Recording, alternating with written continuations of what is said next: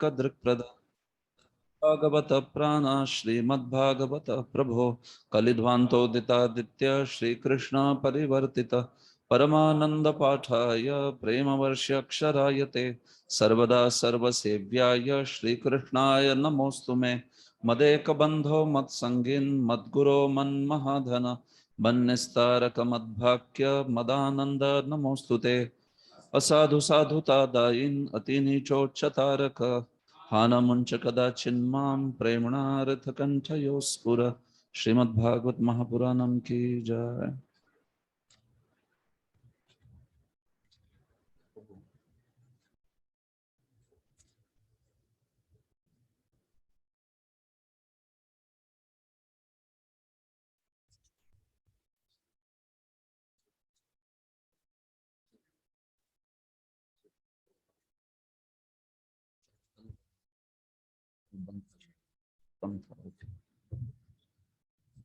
हरे कृष्ण।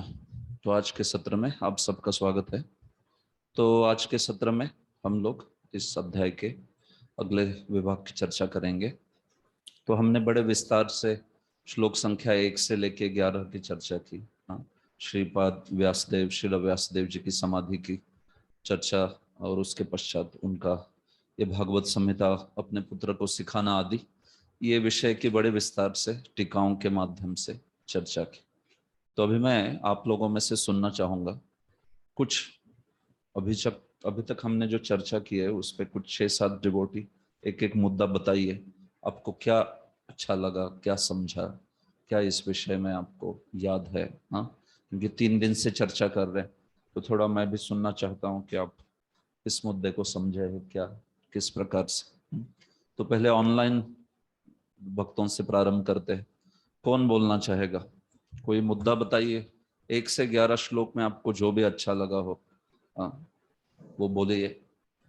क्या आप सीखे इसमें? विज्ञान शक्ति माता जी बोले। हरे कृष्ण प्रभु जी। हरे कृष्ण। हाँ, दंडवत प्रभु जी। प्रभु जी, छठे अध्याय में मतलब ये पूरा जो हमने सेक्शन दिया 11 तक, वो सब व्यासदेव ने समाधि में क्या क्या देखा उसके आधारित था। तो हमने छठे में देखा कि जो मेरे को ज्यादा करके याद रहा, इसलिए मैं बोलना चाहती हूँ कि भगवान व्यासदेव ने देखा कि भगवान के अंशों को देखा, कलाओं को देखा, पूर्णमान पूर्ण ब्रह्म को देखा, और भगवान की कांति जो आपने उसका भी वर्णन किया कि विमला उत्कर्षणी योगा ऐसी शक्तियां जो है उनका भी आपने वर्णन किया। चित शक्तियों को देखा और माया शक्ति जो कि भगवान के पीछे थी उनको भी देखा। क्योंकि माया पीछे क्यों रहती है उसका भी आपने रीजन बताया कि वो माया लज्जित रहती है कि जो ऐसा जो कार्य करती है वो भगवान को पसंद नहीं है, ऐसा कार्य करती है, इसलिए माया लज्जित रहती है, इसलिए भगवान के पीछे रहती है। इतना तो मुझे थोड़ा सा जो समझ में आया होता है। बहुत अच्छा है, बहुत अच्छा। ठीक, विशाखा कृपा माता जी। हाँ, हरि बोल। प्रणाम। प्रणाम। प्रभु जी, 7वें श्लोक में जो आपने कल बताया था वो मुझे जरा अच्छा लगा। शोक ये भूतकाल के लिए होता है, मोह वर्तमान के लिए और भय भविष्य के लिए। और इस श्लोक में जो भक्ति योगेन, पहले 2 श्लोकों में भक्ति योगेन मनसि अनर्थ पश्यम साक्षात योगेन ऐसे कुछ। तो पहला जो भक्ति योगेन है वो प्रेमा के लिए यूज किया गया है, प्रेम के लिए। अनर्थ पश्यम ऐसा जो है वो साधना भक्ति के लिए। और इस श्लोक में हाँ, भक्ति रूते दते वो जो है, ये जो भक्ति है ये यहाँ पे फिर से प्रेम भक्ति के लिए स्पेशली यूज किया गया है। ये अच्छा लगा मुझे। थैंक यू प्रभु। हरे कृष्ण। प्रेमा शब्द के, भक्ति शब्द के तीनों अर्थ बताया आपने। यस, भक्ति योगेन मनसि में अलग अर्थ है, अनर्थोपशमम साक्षात भक्ति योगम में अर्थ है, और भक्ति रुत्पद्यते पुंसाम में अलग अर्थ है। हाँ? तो सही बताया एकदम। ओके, बहुत अच्छा। महायोगी प्रभु। यस, महायोगी प्रभु बोलिए। सुन रहे हैं आप? हाँ यस प्रभु, सुन पा रहा हूँ। तो श्लोक 2 में नारद जी का जो व्यासदेव से मिलन हुआ वो स्थान संप्रास्ति हुआ बद्रिकाश्रम में, जहाँ सरस्वती नदी बहती थी। तो इस सरस्वती नदी को ब्रह्म नदी भी कहते हैं। क्योंकि ब्रह्मा जी की पत्नी सरस्वती इसलिए, तो वहाँ उनका मिलन हो गया। और इस नदी के तट पर ब्राह्मण अपना तप करते हैं, इसीलिए भी उसे ब्रह्म नदी कह देते हैं। तो ऐसी नदी संबंधित है जो वेदों से, विप्रों से संबंधित है, इसलिए भी इसे ब्रह्म नदी भी कहते हैं। तो सरस्वती कृपा से इधर देव ज्ञान प्राप्त होता है, इसीलिए से इसे सरस्वती भी कहा जाता है। जिस ठीक तरह है, मुझे बराबर। वो श्लोक जरा अच्छा लगा। ब्रह्म नदी के अर्थ बताया आपने। हाँ, ब्रह्म नदी हाँ, का ब्रह्मा से संबंध है, वेदों से यस संबंध यस है, प्लीज। ब्राह्मणों से संबंध है, सरस्वती से संबंध है। ठीक है, बहुत अच्छा। ब्रह्म नदी। रुक्मिणी वल्लभ प्रभु। हरे कृष्णा। तो हरे ये कृष्णा। आपने एक साथ दो में आश्रम के अर्थ बताए थे, एक योगार्थ और एक रूढ़िवादी अर्थ। तो हाँ, इसमें रूढ़ि योगार्थ, अर्थ। रूढ़ी अर्थ मतलब हाँ, रूढ़ी रूढ़ि अर्थ वादी में नहीं, आपने रूढ़ि। बताया रूढ़ी। हाँ, योगार्थ में आपने बताया था मीन्स आश्रम मतलब कि आ और श्रम, श्रम मतलब तपस्या। तो वह स्थान जहाँ पे भगवत प्राप्ति के लिए तपस्या की जाती है, दिव्य तपोदिव्यम, तो वो आश्रम है। तो इस तरीके से गृहस्थ आश्रम जो भी है, जितने भी आश्रम है, सभी में भगवान प्राप्ति के लिए तपस्या की जाती है। रूढ़ी अर्थ में आपने बताया था, रूढ़ी अर्थ में आश्रम का अर्थ है कि ऐसा स्थान जहाँ भगवान से संबंधित हो जाए, संबंधित कार्य किए जाए। इसके बाद आपने एक साथ 5 में भी बताया था कि श्री विश्वनाथ चक्रवर्ती ठाकुर बताते हैं कि यहाँ पे भगवान की चर्चा कर रहे थे, तो अभी अचानक से माया की चर्चा क्यों करने लगे। यहाँ पे तो भगवान के बारे में प्रश्न था, तो माया के बारे में क्यों बताया। तो उसके आंसर में वो बताते हैं कि क्योंकि रोग के निवारण के लिए रोग दर्शन आवश्यक है, तभी तो उसका पथ्य और उसका इलाज करेंगे, पथ्य भी उसका निर्धारित हुआ। तो इसलिए यहाँ पे वो बता रहे हैं कि माया को भी देखो। बहुत अच्छे। यस, आश्रम शब्द के योग अर्थ, रूढ़ि अर्थ। हाँ, रूढ़ि अर्थ और योग अर्थ दो प्रकार का होता है, इटिमोलॉजिकल मीनिंग एंड कन्वेंशनल मीनिंग अंग्रेजी में। तो ये दो बताया आपने, और साथ ही साथ माया का दर्शनम क्यों हुआ। सही है, एकदम ठीक है। सुरेश प्रभु लास्ट। हरे कृष्णा, दंडवत प्रणाम प्रभु। प्रणाम। यस, बोलिए। वो कल के लेक्चर में पूर्णतः भागवतम और भगवान कृष्ण के श्रेष्ठत्व का आपने बयान किया, बहुत सुंदर तरीके से। वो आकर्षित करने वाला था। ये केवल सादे भक्तों के नहीं, तो आत्माराम को भी आकर्षित करने वाला जो चीज है, वो बहुत ही अट्रैक्टिव लगा। तो हमारे जीवन में आत्माराम, ये जो भागवतम कितना अहम काम करता है, अहम चीज है अपने जीवन के लिए personally, apart from this course, कि इसके जो है ना आनंद हमें प्राप्त हुआ। बहुत सुंदर तरीके से हमें जानकारी मिली है। और महाप्रभु ने जैसे इसके जो सार्वभौम भट्टाचार्य ने 9 व्याख्या दिए थे, तो महाप्रभु ने इनके 18 अलग व्याख्याएं बना दी है। तो इस तरह से हरिनाम आपने बताया कि कितना श्रेष्ठ है नाम, और नाम में भी आगे में और सनातन गोस्वामी को कितनी व्याख्याएं दी। सनातन गोस्वामी 61। हाँ, 61 सही है। ओके, बहुत अच्छे, ठीक है, धन्यवाद। यस, यहाँ पर कोई, अभी मैं ऑन साइड के भक्तों को पूछूंगा, 2-3 भक्त बताइए मुद्दे। 3 घंटा डिस्कस किया है, बहुत कुछ है। और ऐसे मत बोलिए प्रभु सारे पॉइंट्स बोल दिए। ऐसे नहीं हुआ। यस, हरे कृष्ण प्रभु। जब नारद मुनि चले जाते हैं और व्यासदेव देखते हैं ध्यान लगाकर भक्ति योग से, तो वो देखते हैं कि भगवान पूर्ण पुरुषोत्तम भगवान उन्होंने देखा। बाद में भगवान के 3 शक्तियां को देखा, विशेष करके बहिरंगा शक्ति। और उसके बाद बद्ध जीवों को देखते हैं वो, और बद्ध जीवों के कष्टों को वो देखते हैं।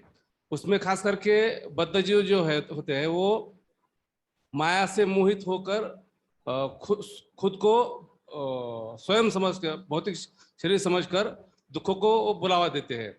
लेकिन मुझे ये बात इससे अच्छी लगी कि माया देवी जो है वो जीव को त्रिविध ताप देती है, कष्ट देती है, बहुत से तकलीफ देती है। वो धक्का देके बाहर निकालने का प्रयास करती है।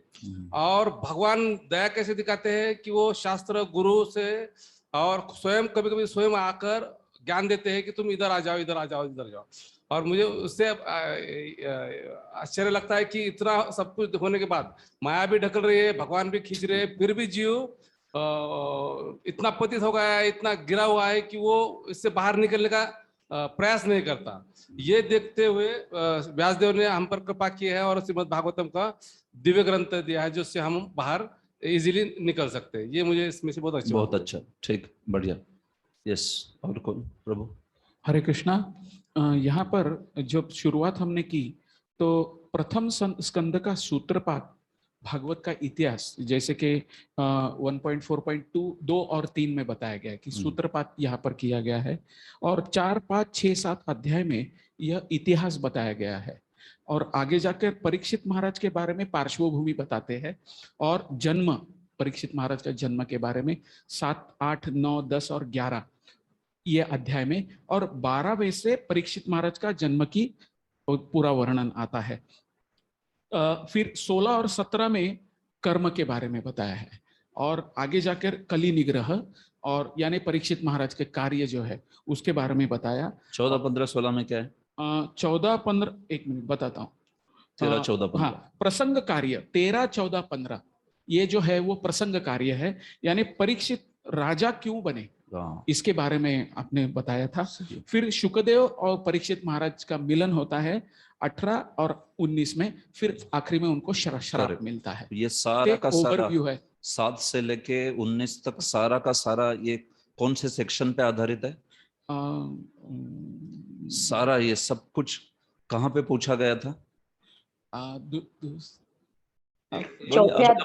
अपने बोला ही दिया, बोलिए। चौथे में, चौथे बोलिए मत। 1.4.3 से लेके 10 तक ये पूरे भागवत का सूत्रपात करता है। ऐसे सूत्रपात मतलब क्या? वहां पूछे गए प्रश्न ही पूरे प्रथम स्कंद के खोल रहे उसको। हाँ, वहां पूछे गए प्रश्न जो है। ठीक है, बढ़िया है। माता जी इसमें कोई बोलेंगे? माता जी आप बोलिए। हाँ ठीक, बोलिए।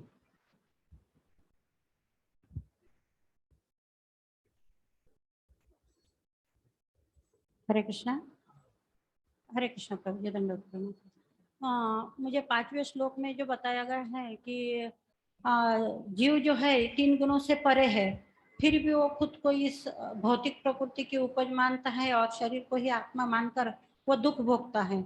और जो माया है वह इस जीव को भरमाए रखती है। भगवान को तो यह पसंद नहीं है, भगवान नहीं चाहते कि वो माया के द्वारा पीड़ित हो, लेकिन फिर भी भगवान उनमें हस्तक्षेप नहीं करते हैं, क्योंकि माया ये इस प्रकार है कि माया भगवान को प्रताड़ित तो करती है, लेकिन ये इसलिए करती है कि वो जीव जो है उसे वह शिक्षा समझाना चाहती है या शिक्षा देना चाहती है कि वह सुधर जाए और यह भगवान के पास जाए। इसलिए भगवान को, यह आपने बताया था कि एक तरह का फिल्टर लगाती है यह माया कि अब उसे शुद्ध आत्मा ही भगवान के पास भेजना होता है। एकदम सही। इसलिए माया इनको जीवात्मा को भरमाती है। तो इस तरह से यह बात मुझे इसमें ज्यादा पसंद आई। और यह जो है यह विश्वनाथ चक्रवर्ती के इसमें बताया हुआ है कि टीका में कि यह जो है ये रोग भी उसमें दिख रहा है। वो बताया उन्होंने। हाँ, यस वो मुद्दा उन्होंने बताया था। यस, अच्छा मुद्दा बताया आपने। यस, उसके पहले वाला। यस माता जी आप बोलिए।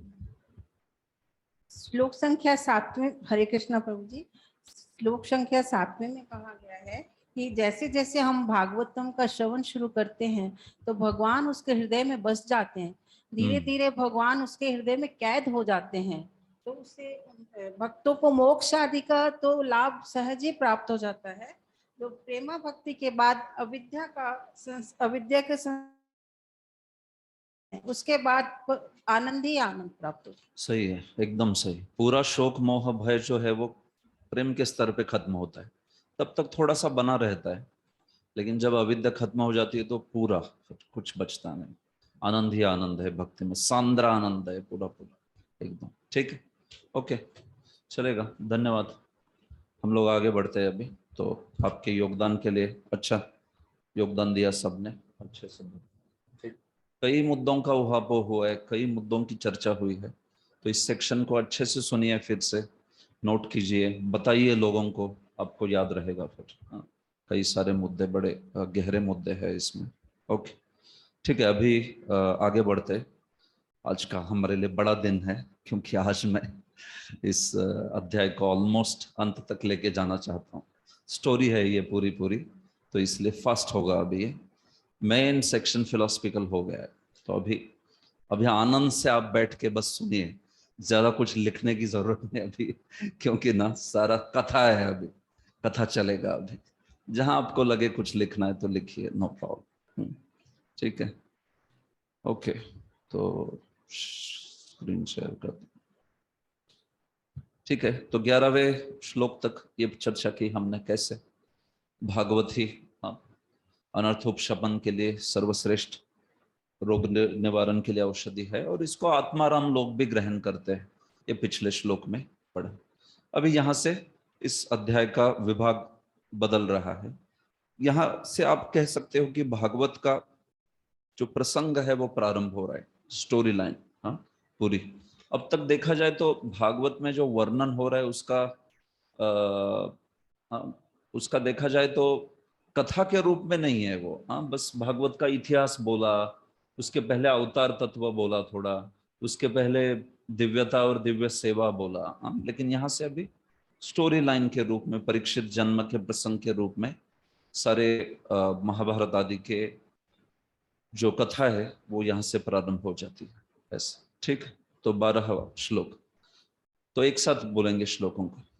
परीक्षितोऽथ राजर्षे जन्म कर्म विलापनम संस्थां च पांडुपुत्राणां वक्षे कृष्ण कथोदयम्। श्रील सुत गोस्वामी ने शौनक आदि ऋषियों को इस प्रकार से संबोधित किया।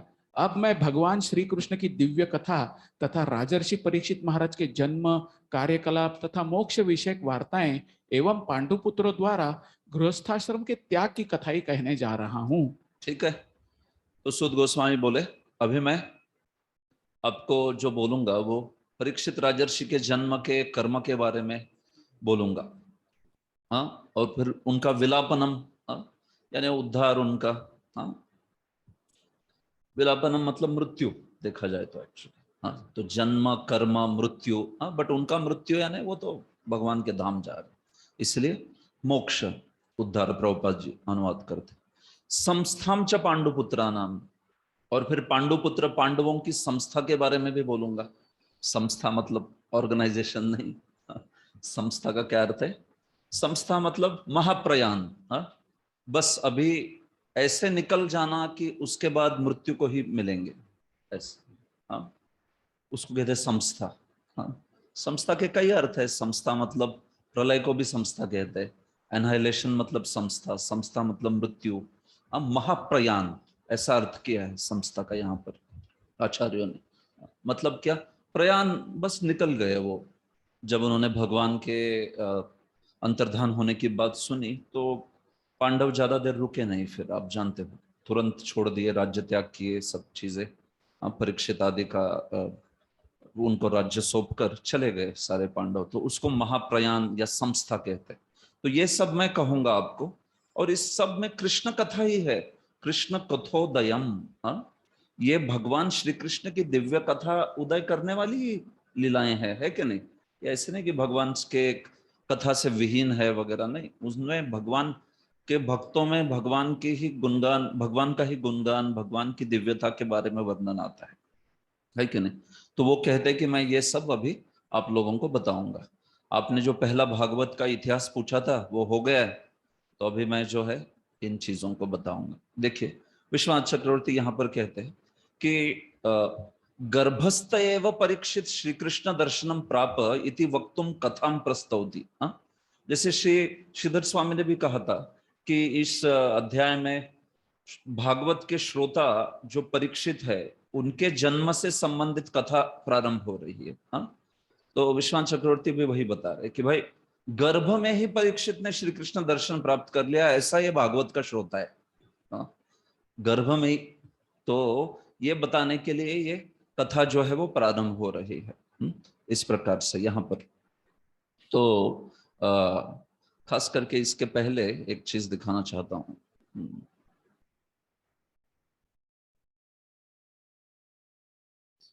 हाँ, देखिए, श्रील विश्वनाथ चक्रवर्ती इसके टीका में ये भी बताते हैं कि वहां पे वो जो सेक्शन है चौथे अध्याय का, तो उसमें याद होगा आपको, पहले तो पूछा भागवत का इतिहास, कहाँ पे कौन से युग में ये लिखा गया वगैरह, कस्मिन युगे प्रवृत्ति स्थाने वा केन हेतुना कुतः संचदितः कृष्ण कृतवान संहिता मुनि आदि, ये कहाँ पे बनाई भाई मुनि, व्यास मुनि ने ये सब। उसके बाद में वहां पे पूछा था कि तस्य पुत्रो महायोगी, वो कि उन व्यासदेव का पुत्र महायोगी था, निर्विकल्प था, निवृत्ति निरत था, तो उसकी कैसे प्रवृत्ति हुई सुखदेव से बात करने में, ऐसा एक वहां पे प्रश्न था। संवादः तात भूत अभूत करके, कैसे उनकी प्रवृत्ति हुई कि सुखदेव जैसे परीक्षित जैसे व्यक्ति के साथ उन्होंने 7 दिन बिताए, कथा की, कैसे हुआ ये। तो उन दोनों का मिलन रूपी प्रसंग तो आगे बताएंगे वो 18-19, लेकिन विश्वनाथ चक्रवर्ती कहते हैं कि तस्य पुत्रो महायोगी इत्यादि न शुकस्य व्याख्याने प्रवृत्ति कथम, क्यों सुखदेव गोस्वामी ने इस कथा को किया, ये जो प्रश्न पूछा था इसका थोड़ा शॉर्ट में उत्तर यहाँ पे दे दिया है। तस्य उत्तरम उक्तम, क्यों परीक्षित, क्यों ये सुखदेव गोस्वामी जो निवृत्ति निरत थे, महायोगी थे, ब्रह्मज्ञानी थे, क्यों कथा बोलने के लिए उद्युक्त हुए, तो यहाँ पे इसका उत्तर दे दिया गया है। कहाँ पे दे दिया है? इसके पहले वाले सेक्शन में इसका उत्तर आया है, बोल रहे हो, कहाँ पे आया है, कोई बताएगा? कौन सा श्लोक? आत्मा रामाश्च मुनयो, हाँ एग्जैक्टली, वहां पे आया है वो। क्यों सुखदेव जैसे व्यक्ति भी ये कथा को वगैरह सीखे पहले स्वयं, मतलब भागवत पढ़े, और क्यों बोले? अरे क्योंकि आत्माराम भी बोलते हैं, क्योंकि आत्माराम भी हेतु की भक्ति करते हैं, आत्माराम भी भगवान की लीलाओं में आनंद लेते हैं, बोलने में, सुनने में, कहने में।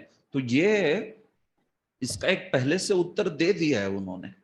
आगे परीक्षित और खास करके व्यासदेव का मिलन, परीक्षित और सुखदेव का मिलन कैसे हुआ, वो ठीक है, वो 18-19 में बोला जाएगा। हाँ, लेकिन उनकी प्रवृत्ति कैसे हुई बोलने में, ये प्रश्न का स्पेसिफिक उत्तर आत्माराम वाले सेक्शन से दे दिया गया ऐसे। हाँ, अभी देखिए वो बोलते यद अन्यत पृष्ठम, कि भाई और चीज एक पूछी गई थी वहां पर कि परीक्षित प्रायोपवेशेन, परीक्षित जो है एकदम अनशन करते हुए क्यों बैठ गए गंगा के तीर पर, और फिर साथ ही साथ उनके जन्म और कर्म के बारे में बताइए, इसका उत्तर अभी प्रारंभ हो रहा है। हाँ? सुखदेव की बोलने की प्रवृत्ति कैसे हुई, इस प्रश्न का स्पेसिफिक उत्तर दे दिया गया है ऐसे। उस सेक्शन में आप देखिए, कई सारे प्रश्न पूछे गए उसमें, तो श्रील विश्वनाथ चक्रवर्ती ये समझा रहे कि उसमें से कौन से प्रश्न का उत्तर दे दिया गया है। हाँ ठीक, देखिए कस्मिन युगे प्रवृत्ति स्थाने, ये भागवतम कब लिखा गया, किसने लिखा, क्यों लिखा, किसकी प्रेरणा से, इसका उत्तर हुआ कि नहीं हुआ?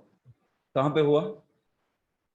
चौथे अध्याय में, 5वें अध्याय में, 6ठे में, 7वें के वहां तक हो गया। ठीक है, अभी इसके बाद में तस्य पुत्रो महायोगी, ये सेक्शन शुरू होता है कि ये महायोगी पुत्र था, गूढ़ था और निर्विकल्प था, ब्रह्मज्ञानी था, और ऐसा फिर उसका उनका गुणगान हुआ। वो सारी वो स्नान करने वाली स्त्रियों को देखा तो भी बिल्कुल भी कुछ भी उन पर प्रभाव नहीं हुआ। तो ऐसे वो जो है वे यहाँ पर पूछते हैं कि कथम व पांडवेयस्य, ऐसे उन मुनि का पांडवेय परीक्षित के साथ संवाद कैसे हुआ, क्यों बोले वो संवाद जो है उसमें प्रवृत्ति कैसे हो गई उनकी, क्योंकि ये तो ब्रह्मज्ञानी थे, हमेशा ब्रह्मज्ञान में लीन रहते थे, किसी से बात नहीं करते थे, तो क्यों बोले? तो उसका उत्तर क्या हो गया? आत्मारामाश्च मुनय, एग्जैक्टली। उसके बाद में उन प्रश्नों का उत्तर है, जैसे कि ये प्रश्न देखिए, तस्य जन्म महश्चर्यम कर्माणि च गृहीण, अभी वो शुरू हो रहा है उत्तर देना। ठीक है, और एक प्रश्न, स सम्राट कस्य वा हेतु, वो सम्राट जो है वो गंगा के तीर पर ऐसे क्यों बैठ गए फास्टिंग करते हुए, उसका उत्तर शुरू हो रहा है अभी यहाँ पर, यहाँ से। तो ये सब आगे आएगा इस प्रकार से, तो समझे? तो ये बता रहे थे विश्वनाथ चक्रवर्ती यहाँ पर। तो इस प्रकार से, ठीक है। विलापन का अर्थ होता है मृत्यु, संस्था का अर्थ किया है महाप्रस्थान। देखिए, और यहाँ पर कृष्ण कथे का ही उद्रेक हो रहा है, इसलिए कृष्ण कथोदयम ऐसे बोला है। ठीक है, तो इन्हीं मुद्दों को प्रभुपाद जी ने भी बोला है। कोई भी ऐतिहासिक तथ्य चाहे पुराना हो या नया, यदि उसका संबंध भगवान श्री कृष्ण की लीलाओं से है तो उसे भगवान की दिव्य कथा समझना चाहिए। अभी जो महाभारत का आ रहा है ये सब जो है भगवान की दिव्य कथा, या फिर आज के भक्तों की कोई बात हो रही है, महान शुद्ध भक्तों की, तो वो भी श्री कृष्ण की लीलाओं से संबंधित है, वो भी कृष्ण कथा ही है कि नहीं। हम लोग प्रभुपाद कथा करते हैं कभी कभी, तो प्रभुपाद क्योंकि भगवान के शुद्ध भक्त है तो वो भी कृष्ण कथा से ही संबंधित है, कृष्ण के गुणगान उसमें प्रकर्षता से आएंगे ही आएंगे। तो यहाँ पर वैसे ही है, अभी जो आने वाला है उसको ऐसे मत समझिए आप कि अरे ये क्या महाभारत चालू कर दिया, इसमें भगवान के ही गुणगान है, भगवान के भक्तों के गुणगान। ऐसे भगवान श्री कृष्ण के बिना पुराण तथा महाभारत जैसे पूरक ग्रंथ निरी कहानियां या ऐतिहासिक तथ्य है।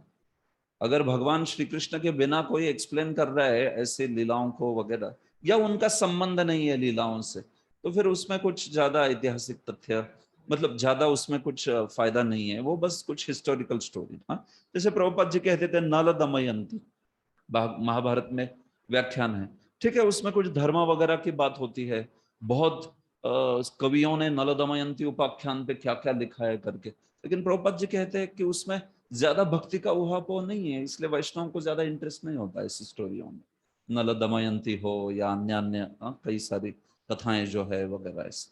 तो जहां पे भगवान के भक्तों का, शुद्ध भक्तों का आदि वहां पर संबंध है, उसमें भक्तों को रुचि होती है और उसको कृष्ण कथा जो है कहा जा सकता है ऐसे। श्रीमद् भागवत भी एक पुराण है, लेकिन इस पुराण का विशेष गुण यह है कि इसमें भगवान श्री कृष्ण की लीलाएं केवल पूरक ऐतिहासिक तथ्य नहीं वरन ही केंद्र बिंदु है। अरे भाई, भगवान की लीलाएं केंद्र बिंदु है यहाँ पर तो भागवत में। हाँ, इस प्रकार। इसलिए मैंने ये एक चीज आपको पहले भी बताई थी, आपको याद होगा कि भागवत में ऐसी लीलाएं हैं ना कि वो उस कल्प की ही लीलाएं ली गई है जिसमें वो लीला में शुद्ध भक्त है वो व्यक्ति। जैसे वृत्रासुर, कई बार वृत्रासुर की लीलाएं कई जगह है। वृत्रासुर की लीला ऋग्वेद में है, वृत्रासुर की लीला महाभारत में है, वृत्रासुर की लीला अन्य पुराण भी है और भागवत में भी है। लेकिन ऋग्वेद का वृत्रासुर एकदम असुर है, एक नंबर का। महाभारत का वृत्रासुर थोड़ा चतुर असुर है। अन्य पुराणों का असुर जो है वो थोड़ा मिक्सड टाइप है, और भागवत का वृत्रासुर महाभागवत है, शुद्ध भाग। तो भागवत में ऐसे ही लेते हैं लीलाएं कि जो ऐसे कल्प में हुई है जिसमें वो व्यक्ति शुद्ध भक्त है। बाकी वृत्रासुर अन्यत्र बहुत जगह मिलेगा आपको, लेकिन भागवत वाला वृत्रासुर अलग ही है, शुद्ध भक्त वाला।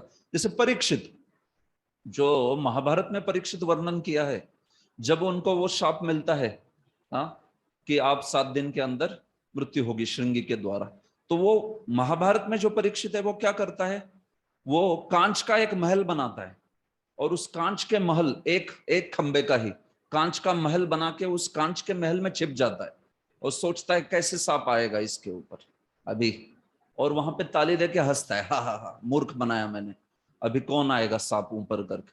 लेकिन वो सांप जो है एक फल में, बेर में घुस के वो सांप जो है ऊपर आ जाता है, तक्षक। हाँ, ये कहाँ पे बोला है, महाभारत में बोला है। लेकिन ये महाभारत का परीक्षित और ये भागवत का परीक्षित, ऐसा भागवत का परीक्षित ऐसे कुछ कर रहे नहीं कर रहे।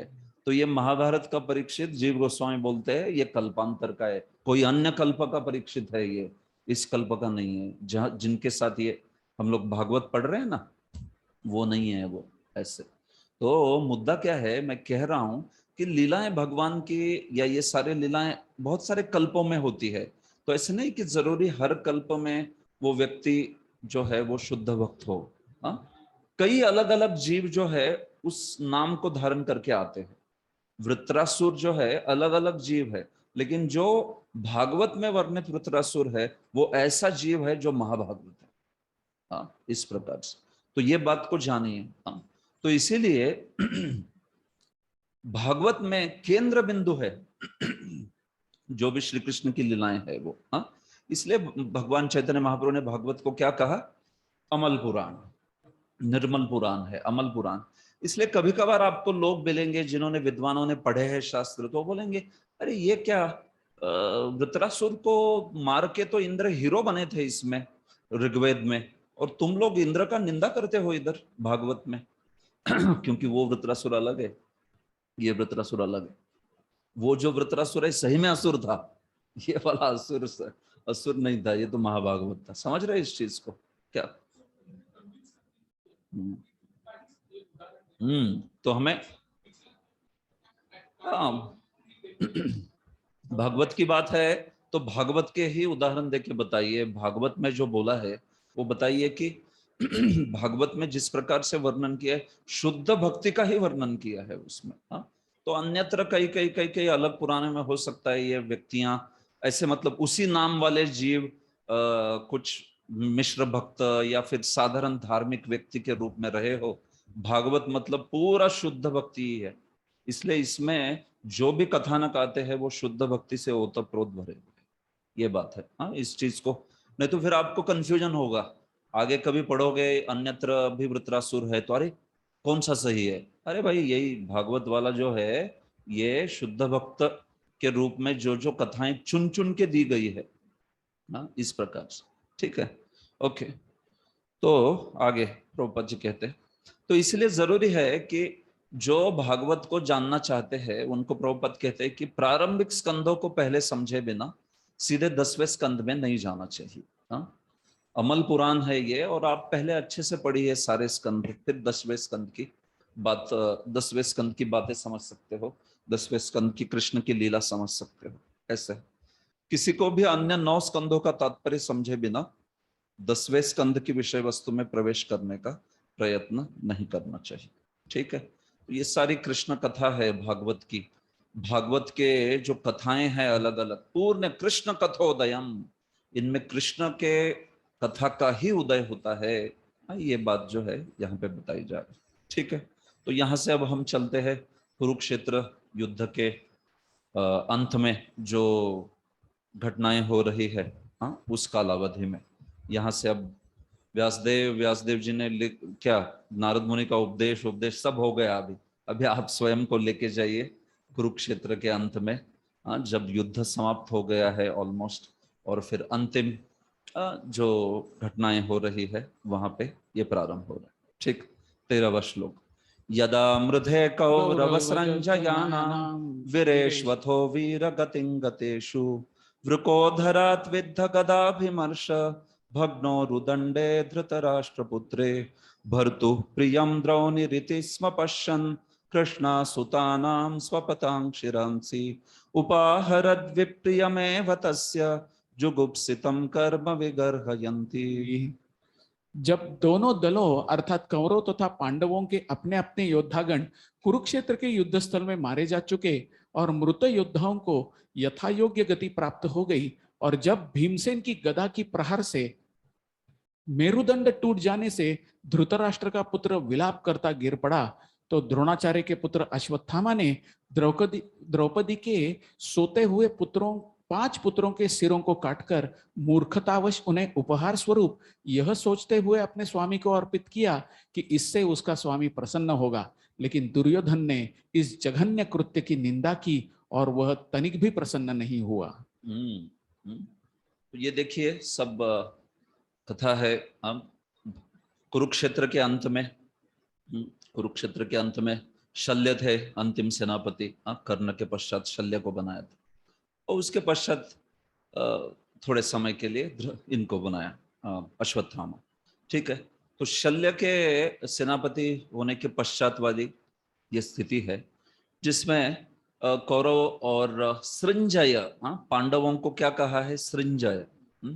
पांडवों को कैसे सृंजय कहा है? देखा जाए तो सृंजय के वंश में उत्पन्न धृष्टद्युम्न था, धृष्टद्युम्न। लेकिन धृष्टद्युम्न ये पांडवों की सेना का सेनापति था, इसलिए पांडवों को सृंजय कहा जा रहा है। ठीक है, नहीं तो पांडवों को एक्चुअली, पांडव भी कौरव ही है, कुरुवंश के ही है ना पांडव भी, तो हाँ दोनों भी। लेकिन कौरव सृंजयानाम, कौरवों का और पांडवों का, प्रभुपाद जी देखिए अनुवाद करते हैं तो क्या कहते हैं? पांडवों के पक्ष। तो क्यों सृंजय कहा जा रहा है? क्योंकि सृंजय के वंश में धृष्टद्युम्न आए थे, और धृष्टद्युम्न जो थे वो सेनापति थे, इसलिए वैसे द्रुपद पुत्र धृष्टद्युम्न जो था, तो वो सृंजय के वंश में आते हैं, द्रुपद आदि।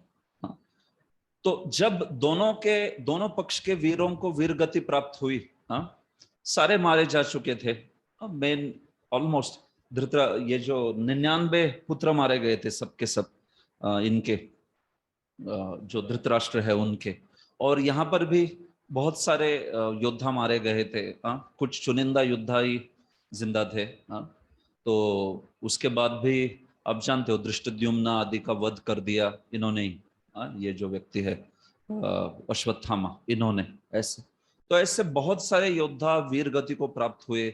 वीर गति का अर्थ यहाँ पर विश्वनाथ चक्रवर्ती कहते हैं कि वीर गति मतलब कुछ स्वर्ग चले गए, कुछ जो है उनको मोक्ष प्राप्त हो गया, ब्रह्म सायुज्य प्राप्त हो गया। हाँ, यह आगे आएगा। जिन लोगों ने कृष्ण को देखते हुए देह त्यागा ना, यम निरीक्ष हता गता स्वरूपम कहा है। श्री कृष्ण को देखते हुए, उनके सुंदर मुखमंडल को देखते हुए और उनके प्रति अनुकूल भाव को देखते हुए देह त्यागा कुरुक्षेत्र पर, उनको मुक्ति की प्राप्ति हो गई। लेकिन जो वैसे नहीं थे, केवल धर्म युद्ध की तरह लड़े और श्री कृष्ण के मुखमंडल को देखते हुए नहीं गए या अनुकूल भाव से नहीं गए, तो ऐसे व्यक्ति जो है उनको स्वर्ग की प्राप्ति हुई। क्यों? क्योंकि वो धर्म युद्ध था करके। ऐसे तो वीर गति का अर्थ स्वर्गम मोक्षम च, इस प्रकार की किया है। तो ऐसी उस स्थिति में वो आप जानते हो कि ये फिर युद्ध के पश्चात इतना शल्य मतलब के द्वारा वहां पे हाहाकार हो गया शल्य की सेना का, तब दुर्योधन भाग के गया फिर कुरुक्षेत्र युद्ध से, भाग के जाके वो एक द्वैपायन तालाब में छिप गया। और फिर उस तालाब को के पास जाके पांडवों ने ललकारा उसको, युद्ध को, और फिर वहां से बाहर आके फिर हम लोग देखते हैं कि इन दोनों का युद्ध हुआ, भीम तथा दुर्योधन का। और फिर उस युद्ध में आप जानते हैं बलराम जी भी देख रहे थे उस युद्ध में, उनका पट्ट शिष्य दुर्योधन और फिर भीम भी। ऐसे तो उसमें देखा कि दुर्योधन बड़ा निष्णात था, कुशल था, स्किल्ड था एकदम, और भीम जो थे बड़े शक्तिशाली थे। ऐसे तो इसलिए दोनों में से हार नहीं रहा था कोई भी। लेकिन चूंकि दुर्योधन बड़ा कुशल था तो भगवान ने देखा कि इसको परास्त नहीं कर पाएंगे भीम, तो उन्होंने कहा कि धर्म से लड़ोगे तो इसको परास्त नहीं कर पाओगे, तो इसको अधर्म से मारना पड़ेगा। इस प्रकार तो जब एक बार भीम ने देख लिया कि अब ये छलांग लगाएंगे ऊपर, मैं जब गदा प्रहार करूंगा तो भी उन्होंने गदा प्रहार कर दिया, जिससे कि नाभि के नीचे नहीं मारना चाहिए, लेकिन नाभि के नीचे जंघा पर प्रहार करके तोड़ दी जंघा। भीम ने ठाम करके नीचे गिर गए दुर्योधन, बस अभी पूरे जंघा ही टूट गई दोनों। क्या है वो, क्या कर पाएंगे, फिनिश्ड। तो बलराम जी तो बड़े क्रोधित हो गए थे वहां पर, कि क्या है ये, अधर्म के मारने के लिए दौड़े थे भीम को। भगवान ने रोक लिया उनको। ऐसे तो देखिए, भगवान को किसी को मरवाना है धर्म से भी तो कुछ कठिन नहीं है, सीधा ही मरवा देते थे। लेकिन भगवान यहाँ पर कुछ सिखा रहे हैं कि जहां अधर्म के साथ इन्होंने भगवान के भक्तों के साथ इतना अन्याय किया, द्रौपदी के साथ अन्याय किया, तो भगवान चाहते थे कि द्युतोयम छलयतामस्मि, अगर मेरे भक्तों के साथ अधर्म करोगे, छल करेंगे, तो मेरे जैसा छलिया कोई नहीं है फिर। ऐसे तो भले ही भगवान को क्या कठिन है भीम को इतनी शक्ति दे पाना कि उससे वो धर्म से मार पाए, नहीं बोले, लेकिन अधर्म से मारो इसको, अधर्म से, नो प्रॉब्लम। वैसे ही कर्ण के वक्त भी अर्जुन को बोले, भाई अर्जुन इतना महान धनुर्धर था, वो वैसे भी उसने कितनी बार कर्ण को परास्त किया था पहले, तो यहाँ पे भी कर देता था परास्त। ऐसे तो निकालने दो रथ, अर्जुन बोल रहा था, भगवान बोले नहीं, क्या रथ निकाले, मारो अभी मारो, ऐसे करके। तो एकदम द्युतम छलयताम। तो इससे अगले पूरे कलयुग तक चर्चा चलेगी भगवान की, लेकिन उनसे उनको चिंता नहीं है। वो जो है ना, वो टिट फॉर टैट, शठे शाठ्यम प्रकुर्वित, तुम शठ हो ना तो मैं बड़ा शाठ्य दिखाऊंगा, इस प्रकार से। तो ऐसे भगवान है बड़े, कृष्ण जो है विचित्र प्रकार से कार्य करते हैं। उनके भक्तों के साथ पक्षपात करने के लिए वो कुछ भी कर सकते हैं, प्रेमी है भक्तों के। भगवान जो है, हालांकि समोहम सर्वभूतेषु, किसी को भक्त बनने के लिए रोका नहीं है उन्होंने, लेकिन अगर कोई भक्त बन जाता है तो फिर उसकी ओर से है, और वो बोलेगा नहीं ऐसे कैसे आप भक्तों की ओर से, तुम्हें किसने रोका है भक्त बनने को, तुम भी बनो, यह मुद्दा है। भक्त बनने को किसी को रोकते थे तो फिर पक्षपात होता था, लेकिन रोका नहीं है किसी को। हाँ, ऐसे जैसे कोई कहेगा कि सूर्य क्यों पक्षपात कर रहा है, हाँ, जो रूम में बंद है उनको भी प्रकाश देना चाहिए, ऐसे थोड़ी ना होता है। हाँ, अरे तुम बाहर आ जाओ, तुम्हें भी प्रकाश मिलेगा, ये बात है। तो ठीक है, यहाँ पर मुद्दा ये था कि वृकोदर भीम के आविद्ध उसके गदा से तोड़ दिया उन्होंने। उरुदंड, उरु उरु एवं दंड, उनकी उरु यानी जंघाएं जो ऐसी थी मानिए जैसे दंड, बड़ा विशाल खंबा। दुर्योधन भी शक्तिशाली था, उसको तोड़ दिया, भग्न ऐसे। तो फिर वो उस अवस्था में वहां पे फिर गिरा पड़ा रहा, मृत्यु की प्रतीक्षा करता रहा। सिर्फ वो समझ गया कि अभी अकेला जिंदा था, 99 पहले ही मर चुके थे सारे। और उसने देखा कि हार तो चुका ही था पूरी तरह से, तो बड़ा हताश था, बड़ा दुखी था, क्रोध भी था थोड़ा उसको कि मुझे अधर्म से मार दिया करके। लेकिन मुद्दा यह है कि अधर्म तो पहले ही बहुत अधर्म हुआ था। इन्होंने तो अधर्म से ही शुरुआत की। इनफैक्ट दुशासन दुर्योधन के अधर्म से ही तो सब कुछ हो रहा है ऐसे। तो उस अवस्था में जब अश्वत्थामा मिला उनको, इनके कौरव के 3 योद्धा ही बचे हुए थे। अश्वत्थामा बचा था, कृतवर्मा बचा था और तीसरा कृपाचार्य बचे थे। तो ये 3 जब मिले तो उनको सहन नहीं हुआ वो दुर्योधन का, वैसी स्थिति दुर्योधन की। तो तुरंत उसने प्रॉमिस किया, अश्वत्थामा बोला वचन देता हूं आपको कि ये पांडवों के सिर लाके दूंगा आपको, सबके सब मार के। इस प्रकार भर्तुः प्रियम द्रौणी इति स्म पश्यन्। तो ऐसे सोच के गया वो, लेकिन एक्चुअली देखा जाए तो उसको पता था कि वो पांडवों को नहीं मार सकता है। और जब वो पांडवों के शिविर पे गया तो उस वक्त पांडव आदि जो युद्ध है उस युद्ध भूमि से दूर थे सब, पांडव और कृष्ण।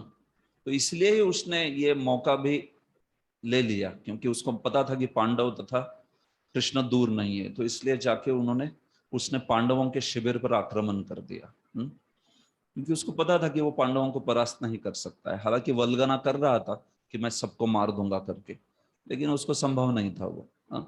इस प्रकार से तो वो जहां पे रात्रि में विश्राम कर रहा था, उसने वहां देखा कि एक उल्लू ने रात में सोए हुए कौवों पर आक्रमण करके इतने सारे कौवों को मार डाला। तो उसने सोचा कि ये पांडवों को, मतलब पांडवों के सेनाओं को या उन सारे धृष्टद्युम्न आदि लोगों को मारना है, तो ये बढ़िया स्ट्रेटेजी है।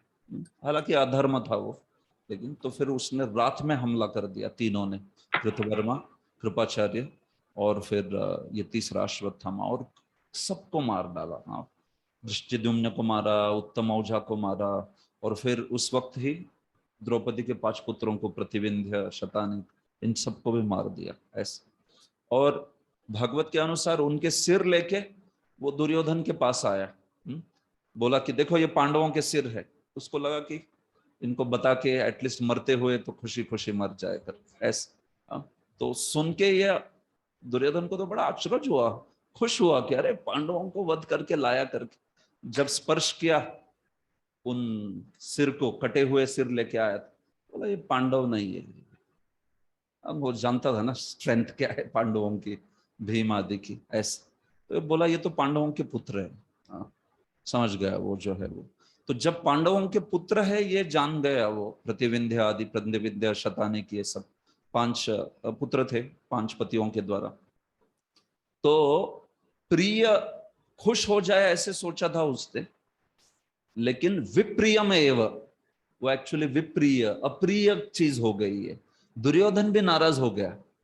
मतलब हालांकि इतना क्रूर था, लेकिन तो भी उसको दुख इस चीज का हुआ कि अरे इसने बालकों का वध कर दिया, इतना बेकार नहीं होना चाहिए। और दूसरा, इसने कुरुवंश का जो अंतिम 5 थे ये, उसको भी खत्म कर दिया ऐसे। तो निर्वंश हो गया कुरुवंश, इसका दुख हुआ थोड़ा सा दुर्योधन को। भले ही उसके पुत्र नहीं थे वो, पांडवों के थे, लेकिन उसको पांडवों से घृणा थी, पांडवों से क्रूरता थी। उसको कुरुवंश निर्वंश हो जाए ऐसी इच्छा नहीं थी।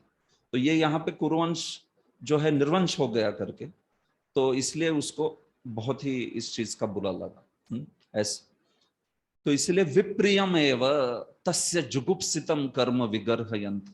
तो उसका ये जुगुप्सित कार्य कि बच्चों को मार दिया, और वो भी सोते हुए बच्चों को, ये थोड़ा सा अंतर है महाभारत के और भागवत के वर्जन में। देखिए भागवत कहता है कि सुप्तान बालकान, सोए हुए बच्चों को मार दिया। अगर आप महाभारत पढ़े हो तो आप जानते हो कि एक्चुअली वो उठ के आए थे आक्रमण करने को। जब धृष्टद्युम्न को मारा, उत्तम औजा को मारा, तो हल्ला मच गया सब। तो उससे फिर 5 पुत्र उठ गए, और उठ के शस्त्र लेके अटैक किया उन्होंने भी कि कौन मार रहा है करके ऐसे। और उस स्थिति में फिर युद्ध हुआ। लेकिन 5 मतलब पांडवों के पुत्रों के सामने ये जो अश्वत्थामा, वो तो बहुत बड़ा योद्धा था, वो उनके उसके सामने नहीं टिक पाए। तो इसलिए वो आक्रमण कर दिए एक दूसरे पर, और उसमें उसने मार दिया सहज रूप से ऐसे। भागवत कहता है सुप्तान। तो मैं इसको पढ़ रहा था, आगे चल के वंशीधर जो है थोड़ा बहुत इसका समन्वय करते हैं। वो बोलते हैं कि देखिए युद्ध के मैदान में कोई है तो उस अवस्था में उस पर आक्रमण करना चाहिए। किसी को आपने नींद से उठा दिया और वो उठ के खड़ा हो गया युद्ध करने के लिए, इसको भी सुप्तान ही बोलते हैं, वो बोल रहे हैं। क्योंकि वो आप सोचिए ना, नींद से कोई उठ भी जाता है तो तुरंत पूरा पूरा ये नहीं होता ना ध्यान ऐसे। तो उन्होंने धृष्टद्युम्न को तो वैसे ही मारा, लात मार के उठाया उसको, और फिर वो उस अवस्था में समझ भी नहीं पा रहा था कि कौन मार रहा है, कहाँ से मार रहा है। इस प्रकार से थोड़ा बहुत उसने प्रयास प्रतिकार करने का किया, लेकिन वो मार नहीं पाया, क्योंकि ये तो पूरे तैयार थे, लेस थे सारे हथियारों से वगैरह ऐसे। तो उन्होंने बहुत बुरी तरह से धृष्टद्युम्न का वध किया। उनको बहुत गुस्सा था, क्योंकि धृष्टद्युम्न ने इनको मारा था, द्रोणाचार्य को, उनके पिता को ऐसे। तो उसके पश्चात प्रतिविंध्य वगैरह आक्रमण करते हैं और दोनों का थोड़ा सा युद्ध होता है, लेकिन ये तो बहुत निष्णात था, तो इसलिए फिर उनके द्वारा द्रौपदी के पुत्र मारे गए। जैसे भी हो, चूंकि वो सब सोए हुए थे और नींद से उठ के एकदम से उनके ऊपर आक्रमण हो रहा है, तो वो भले ही थोड़े से सजग हो गए हो, लेकिन तो भी उसको सुप्तान ही कहना चाहिए, ऐसा मत है वंशीधर जी का। ठीक, लेकिन थोड़े बहुत अंतर मिलेंगे आपको। इसके ऊपर मैं भी थोड़े से अन्यत्र और अन्य अन्य टीकाओं से थोड़ा बहुत संशोधन टाइप कर रहा हूँ कि भागवत में देखिए जो आगे आएगा अभी सभ्य में जहां जहां आता है आपको समझाऊंगा। एटलीस्ट आपको इतना पता होना चाहिए कि महाभारत का वर्जन क्या है, भागवत का वर्जन क्या है। जैसे भागवत में 2 बार ब्रह्मास्त्र फेंका जाता है इसके द्वारा, अश्वत्थामा के द्वारा। महाभारत में एक ही बार फेंका जाता है, एक ही। जब वो पांडवों को खत्म नहीं करता है तो वो पांडवों से उत्तरा के गर्भ की ओर चला जाता है। भागवत के अनुसार पहली बार फेंका ब्रह्मास्त्र, उसको अर्जुन ने अपना ब्रह्मास्त्र से उसको उपसंहार किया, और फिर दोनों ब्रह्मास्त्र खींच लिए वापस। फिर से उसने ब्रह्मास्त्र भेजा, ऐसे 8वें अध्याय में बोला गया है इस प्रकार से। तो हो सकता है लीलाओं में कल्प के अनुसार भेद रहता है, थोड़ा बहुत डिटेल्स जो है अलग अलग होती है। तो कभी कभार जब महाभारत के साथ इसका तालमेल करना चाहो तो थोड़े बहुत भेद दिख सकते हैं। तो जानना चाहिए कि यस, ये कुछ कल्पों में अलग अलग प्रकार से लीलाएं होती है, तो भागवत जो है उसका थोड़ा बहुत अंतर हो सकता है। नहीं तो कभी कभार भागवत का और महाभारत का अंतर देख के कई विद्वान कहते हैं कि ये क्या है, भागवत जो है वो कुछ गलत कह रहा है, या फिर ये लीलाओं का मतभेद ऐसा कैसे हो सकता है। तो ऐसे ऐसे उनके विवाद होते रहते हैं। तो मैं आपको आइडिया दे रहा हूँ कि देखिए ऐसा है, महाभारत में ऐसा है, यहाँ ऐसे, इस प्रकार से।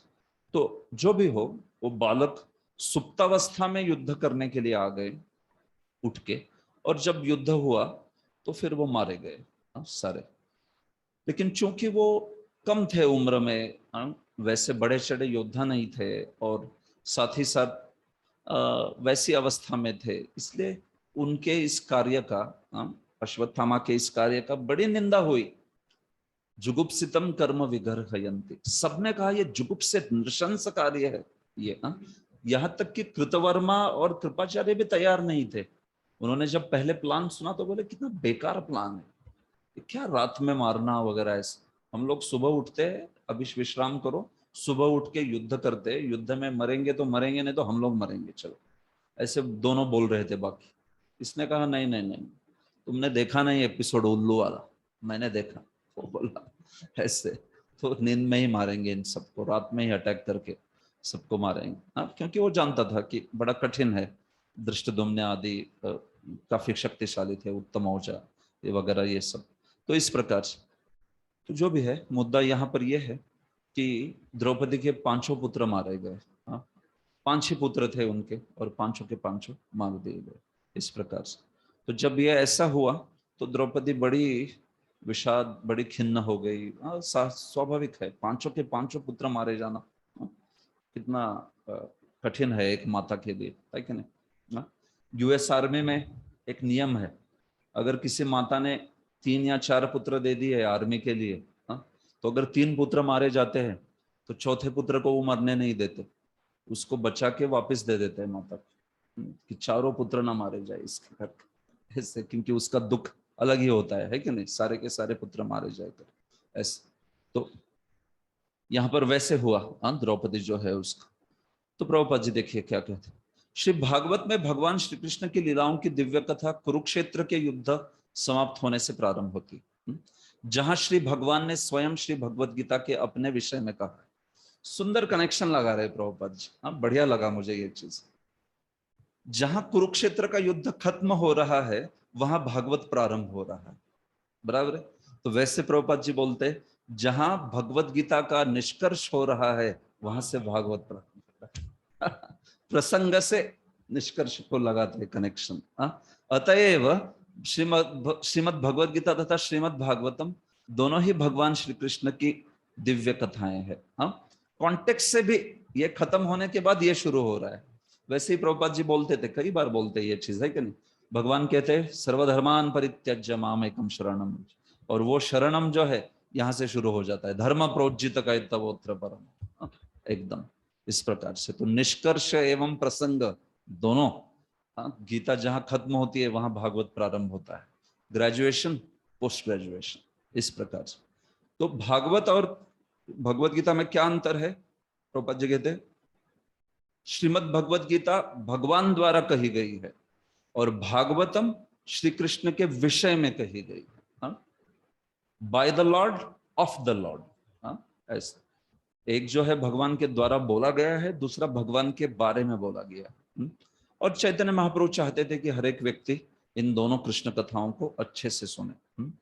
खास करके जो भारत में है वो भारत भूमि ते होइले मनुष्य जन्मजार, जन्म सार्थक करी कर परोपकार। देखिए भगवान श्री चैतन्य की इच्छा थी कि जिन्होंने भारत में जन्म लिया है वे सारे लोग इन कृष्ण कथाओं को गंभीरता पूर्वक समझे और पूर्ण अनुभूति होने के बाद विश्व के प्रत्येक भाग में सबको इस दिव्य संदेश का प्रचार करें। बड़ा शब्द इंपॉर्टेंट लिखा है, पूर्ण अनुभूति होने के बाद, हैविंग परफेक्टली रियलाइज्ड इट।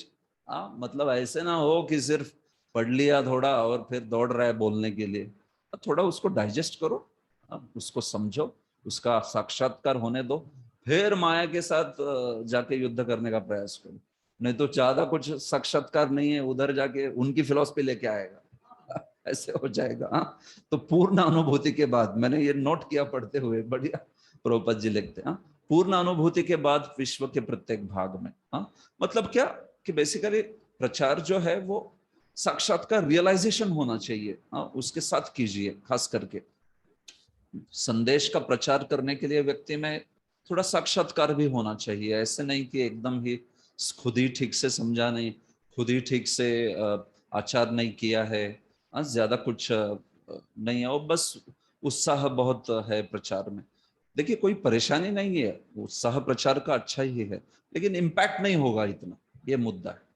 अगर आपको किसी के जीवन में बदलाव लाना है तो फिर उस व्यक्ति की प्रैक्टिस भी होनी चाहिए। वैसे वो बोलता है तो फिर लोगों पर असर होता है, नहीं तो फिर सिर्फ सैद्धांतिक थोड़ा बहुत थ्योरेटिकल नॉलेज है और वो भी प्रैक्टिस नहीं कर रहे, आचार नहीं कर रहे, और बहुत उत्साह है बोलने में, तो वो ज्यादा काम का नहीं है एक्चुअली। संदेश का प्रचार करने के लिए व्यक्ति ने थोड़ा प्रैक्टिस करनी चाहिए, अच्छे से रियलाइजेशन होना चाहिए, फिर वो प्रचार कर सकता है। ये बात प्रभुपाद जी ने प्रारंभिक आंदोलन में सबको उत्साह दिया कि भाई जो भी आप जितना सीखे हो उतना बोलिए करके। लेकिन मुद्दा यह है कि वो तो उस वक्त का जरूरत भी अलग थी ना थोड़ी, क्योंकि वहां पे तो प्रभुपाद जी अगर साक्षात्कारी भक्तों के लिए रुकते थे तो फिर कौन था उनके पास? कोई भी नहीं था, फैलता नहीं था। तो इसलिए प्रभुपाद जी ने कहा भाई चलो हर कोई बोलो बोलो बोलो, इफ यू नो ए से ए। प्रभुपाद जी ने कहा आपको ए पता है तो ए बोलिए, बी पता है तो बी बोलिए, इस प्रकार से। लेकिन तो भी मुद्दा यह है कि प्रचार के लिए जरूरी है कि गंभीरता पूर्वक स्वयं भी समझे, जन्म सार्थक करी, अपना जन्म सार्थक करके कर परोपकार और उपकार करे। तो आचार एवं प्रचार दोनों जरूरी है, ठीक है, ये बात। आगे, माता शिशूनां निधनं सुतानां निशब्य घोरं परितप्यमाना तदा रुरद्बाष्पकलाकुलाक्षी तां सांत्वयन्नाह किरीटमाली। पांडवों के 5 पुत्रों की माता द्रौपदी अपने पुत्रों का वध सुनकर आंसुओं से भरी आंखों के साथ शोक से विलाप करने लगी। इस घोर क्षति में ढाढ़स बांधते हुए अर्जुन उससे इस प्रकार बोला। एक मिनट,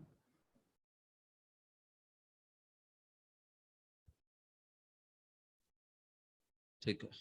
तो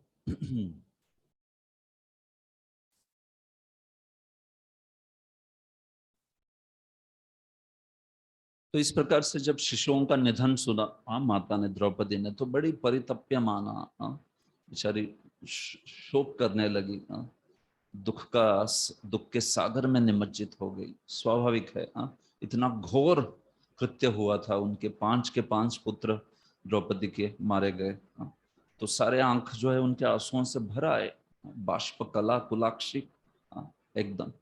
तो ऐसे उन द्रौपदी को देख के उनके पति किरीटमाली, मतलब अर्जुन, किरीटमाली उनका किरीट है, लेकिन उस किरीट के बहुत अग्रभाग है ऐसे, तो इसलिए उनको किरीटमाली कहते हैं। ऐसा लगता है मानो कई किरीट है, या फिर किरीट के ऊपर माला पहनते हैं इसलिए भी किरीटमाली, ऐसे किरीट के ऊपर एक माला होती है उनकी, ऐसे। तो द्रौपदी को सांत्वन करते हुए किरीटमाली अर्जुन ये चीज बोले। तो क्या बोले? तदा शुचस्ते प्रमृजामि भद्रे यद ब्रह्म बंधो शिर आततायिन गांडीव मुक्तैर्विशिखैरुपाहरे त्वाक्रम्य यत्स्नास्यसि दग्धपुत्रा। हे देवी, जब मैं अपने गांडीव धनुष्य से छोड़े गए तीरों से उस ब्राह्मण का सिर काट के तुम्हें भेंट करूंगा, तभी मैं तुम्हारी आंखों से आंसू पोंछूंगा और तुम्हें सांत्वना प्रदान करूंगा। तब तुम अपने पुत्रों का अंतिम संस्कार करने के पश्चात उसके सिर पर खड़ी होकर स्नान करना। देखिए अर्जुन, ये क्षत्रिय है, क्षत्रिय का। तो अपनी पत्नी को जब उनके सारे पुत्र मारे गए इसलिए आंखों से भरे हुए नेत्रों को देखा, तो अर्जुन ने वहां पे कहा द्रौपदी को कि मैं तुम्हारे आंखों से आंसू अब नहीं पोंछूंगा, मैं तब आंखों के आंसुओं को पोंछूंगा जब उस ब्रह्म बंधु का, अश्वत्थामा का सिर लाके तुम्हारे चरणों में ना डाल दूं और उस पे खड़े रह के तुम अपने पुत्रों का अंतिम संस्कार करने के बाद स्नान करना, उस पे उसको कुचल के अपने पैरों से। इस प्रकार से अर्जुन ने उनको सांत्वना दी और इस प्रकार से उन्होंने तो ये क्षत्रिय का स्वभाव है, इस प्रकार से बोले वो एकदम वीर्य रस से भरे हुए शब्द। उसमें दुख भी है, उसमें रोष भी है। अर्जुन के भी पुत्र मारे गए, उनके अन्य पुत्र भी मारे गए सारे। तो इस सब के साथ में उन्होंने द्रौपदी को ऐसा वचन दिया कि प्रम्रजामि, तब मैं तुम्हारे आंसुओं को पोंछूंगा। हे भद्रे, हे कल्याणी द्रौपदी, जब इस ब्रह्म बंधु के सिर को लेके आऊंगा, यत्स्नास्यसि, और उसके सिर को कुचल कर उस पर खड़े रह के फिर तुम अपने पुत्रों के अंत्य संस्कार के बाद स्नान जो है वो करना, इस प्रकार से। तो प्रभुपाद जी ने तात्पर्य में आतताई की बात की है। तो 6 आतताई होते हैं, राइट? अग्निद, जला देने वाला, गरद, विष देने वाला, धनापह, धन चुराने वाला, दारा चुराने वाला, किसी की पत्नी का अपहरण जबरदस्ती करने वाला, या क्षेत्र जो है उसका अपहरण करने वाला। ये ऐसे 6 प्रकार के जो है आतताई है। और उन आतताइयों को मारना जो है, मनु कहते हैं कि उनका वध करना ये एकदम उचित है मनुस्मृति के अनुसार। हाँ, वो बोलते कि मतलब वध, किसी के वध करने के मृत्यु को जो पाप लगता है वो नहीं लगता है। हाँ, एक अलग प्रकार की रिएक्शन होती है उसमें भी। हाँ, लेकिन किसी का वध कर दो आप, हाँ, तो उससे बहुत बड़ी रिएक्शन आनी चाहिए, वो नहीं आएगी, क्योंकि यहाँ पे ये उचित वध है। हाँ, करना ही चाहिए उसका, इस प्रकार से ऐसे बोलते हैं वो। हाँ, तो खैर ये विषय जो है आतताई का, किसको आतताई कहेंगे वगैरह, उसको ढंग से समझाते हैं मनु। तो ठीक है, यहाँ पर ये आतताई था, क्योंकि सीधा सीधा इसने तो ना नींद में अटैक, आक्रमण करके मार डाला सबको। शस्त्र प्राणी वाला कैटेगरी है ये। अचानक घातक शस्त्रों से शस्त्र पानी जो है वो वाली कैटेगरी में ये आतताई बना। तो इसलिए ये दंडनीय था निश्चित रूप से, प्रभुपाद जी कहते हैं। तो इसलिए हालांकि वो अर्जुन अश्वत्थामा ब्राह्मण है ये जानते थे, लेकिन वो ब्रह्म बंधु है वास्तविक देखा जाए। अश्वत्थामा ब्राह्मण का पुत्र है, अर्जुन को पता था, लेकिन उस तथाकथित ब्राह्मण ने पशव जैसा कार्य किया। हाँ, जैसे कोई पशव कसाई होता है, हाँ, वैसा कार्य किया ना। इतना भयंकर, वो काल रात्रि महाभारत में ऐसा वर्णन है, सौप्तिक पर्व में, भयंकर उन्होंने ऐसा वध कर दिया ना, पूरा हाहाकार हो गया सब वहां पर। एक एक को पकड़ पकड़ के मारा, एकदम नींद से उठा उठा के मारा। और फिर उस सारे जंजाल में जो भाग रहे थे, जिनको समझ गया कि बहुत बड़ा कुछ आक्रमण हो गया, जो भाग के शिविर के बाहर भागते थे, उधर शिविर के दरवाजे पे ये दो खड़े थे, कृतवर्मा और कृपाचार्य, और बाहर आने वाले का हर एक का गला काटते, ऐसा। तो ऐसा वो बहुत भीषण कार्य जो है वो किया है। इसलिए मतलब इसलिए उनको आतताई जो है वो कहा जा रहा है। और इसलिए अर्जुन ने कहा कि तुम इस नीच ब्रह्मबंधु के सिर पर खड़ी रह के तुम जो है फिर अपना स्नान करना, तभी फिर वो आंसू जो है मैं तुम्हारे पोंछूंगा। इस प्रकार से। तो यहाँ पर विश्वनाथ चक्रवर्ती ने आतताई कौन है समझाया है। अग्निद, गरद, शस्त्र प्राणी, धनापह, क्षेत्रदारा, अपहारी च षडेते आततायन। ठीक है, ओके। इति प्रियां वल्गु विचित्र जल्पये ससान्त्वयित्वा च्युतमित्रसूत अन्वाद्रवदंशित उग्रधन्वा कपिध्वजो गुरुपुत्रं रथेन। यस, मित्र तथा सारथी के रूप इस प्रकार मित्र तथा सारथी के रूप में अच्युत भगवान द्वारा मार्गदर्शित किए जाने वाले अर्जुन ने अपनी प्रियतमा को ऐसे कथनों से तुष्ट किया। तब उसने अपना कवच धारण किया और भयानक अस्त्र शस्त्रों से सुसज्जित होकर वह अपने रथ पर चढ़कर अपने गुरुपुत्र अश्वत्थामा का पीछा करने हेतु निकल पड़ा। तो इस प्रकार से अपनी प्रिया द्रौपदी जी, अर्जुन जो है उनकी प्रियतमा, तो उनको प्रसन्न किया। वल्गु विचित्र जल्पई, इस प्रकार के मधुर और तरह तरह की बातें करके, मधुर एवं विचित्र सांत्वन करना वहां पे उस स्थिति में बहुत जरूरी था, लेकिन तो उनका सांत्वन करके अच्युत मित्र सूत, मतलब अर्जुन, जिनके मित्र तथा सूत कौन है? अच्युत, स्वयं भगवान श्री कृष्ण जिनके मित्र है, और सूत है, सूत मतलब सारथी। अन्वाद्रवत, पीछे चले गए किसके? अश्वत्थामा के, अपना उग्र गांडीव जो धनुष्य है उसको लेके, और भगवान उनके साथ सारथी बनते हुए कपिध्वज, अर्जुन के रथ के ऊपर ध्वज पर कपि थे। अब जानते हैं वो कथा। गुरुपुत्रम रथेन, ये अपने गुरुपुत्र को उन्होंने पीछा किया जोरदार। ठीक, आगे। तमापतंतम सविलक्ष दूरात् कुमारहोद्विग्न मना रथेन पराद्रवत् प्राण परिप्सुरुर्व्याम यावद् गमं रुद्र भयात् यथा कह। राजकुमारों का हत्यारा अश्वत्थामा अर्जुन को दूर से ही अपनी ओर तेजी से आते हुए देखकर अपने रथ पर सवार होकर डर के मारे अपनी जान बचाने हेतु उसी प्रकार भाग निकला जिस प्रकार शिव के भय से ब्रह्मा भागे थे। तो यहाँ पर हम लोग देखते हैं कि जब अर्जुन उनके पीछे चला गया, जब अर्जुन अश्वत्थामा के पीछे चला गया, तो तुरंत अर्जुन ने उनको उनके पास पहुंच गए अर्जुन जो है तुरंत, हाँ, बड़े तेज गति से जाते हुए। तो जब उसने देखा अश्वत्थामा ने कि अरे दूर से ही देख लिया, अरे अर्जुन आ रहा है भगवान, हाँ, तो बड़ा डर गया, उद्विग्न मना हो गया, हाँ, विचलित हो गया कि अभी अर्जुन तो मार ही डालेगा मुझे करके। और फिर उसने कुमारों का वध भी किया था, जानता था कि उसने बहुत नृशंस कार्य किया है, भीषण कार्य किया है, तो उसके कारण भी उद्विग्न मना था, हाँ, ऐसा। तो जब वो पीछे अर्जुन आ रहे थे, दौड़ने लगा, और दौड़ते मतलब रथ पर, वो भी अपने रथ पर दौड़ने लगा और भी दौड़ने लगा एकदम, क्योंकि अपने प्राणों को बचाना चाहता था अर्जुन से, हाँ।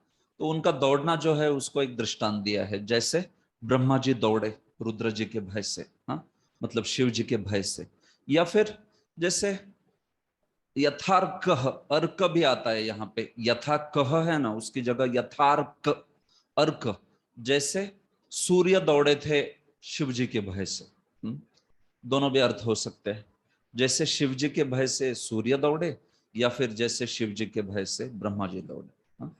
तो फिर ब्रह्मा जी कब दौड़े, उसका दृष्टांत है जब ब्रह्मा जी अपनी पुत्री के पीछे ही समागम के लिए दौड़ रहे थे, हाँ, तो पुत्री सरस्वती ने रूप ले लिया मृगी का, तो फिर शिव जी ब्रह्मा जी ने भी मृग का रूप ले लिया, जो भी रूप ले रही थी वो, उसका जो पुरुष योनि का रूप है वो ब्रह्मा जी ले रहे थे, हाँ, ऐसे।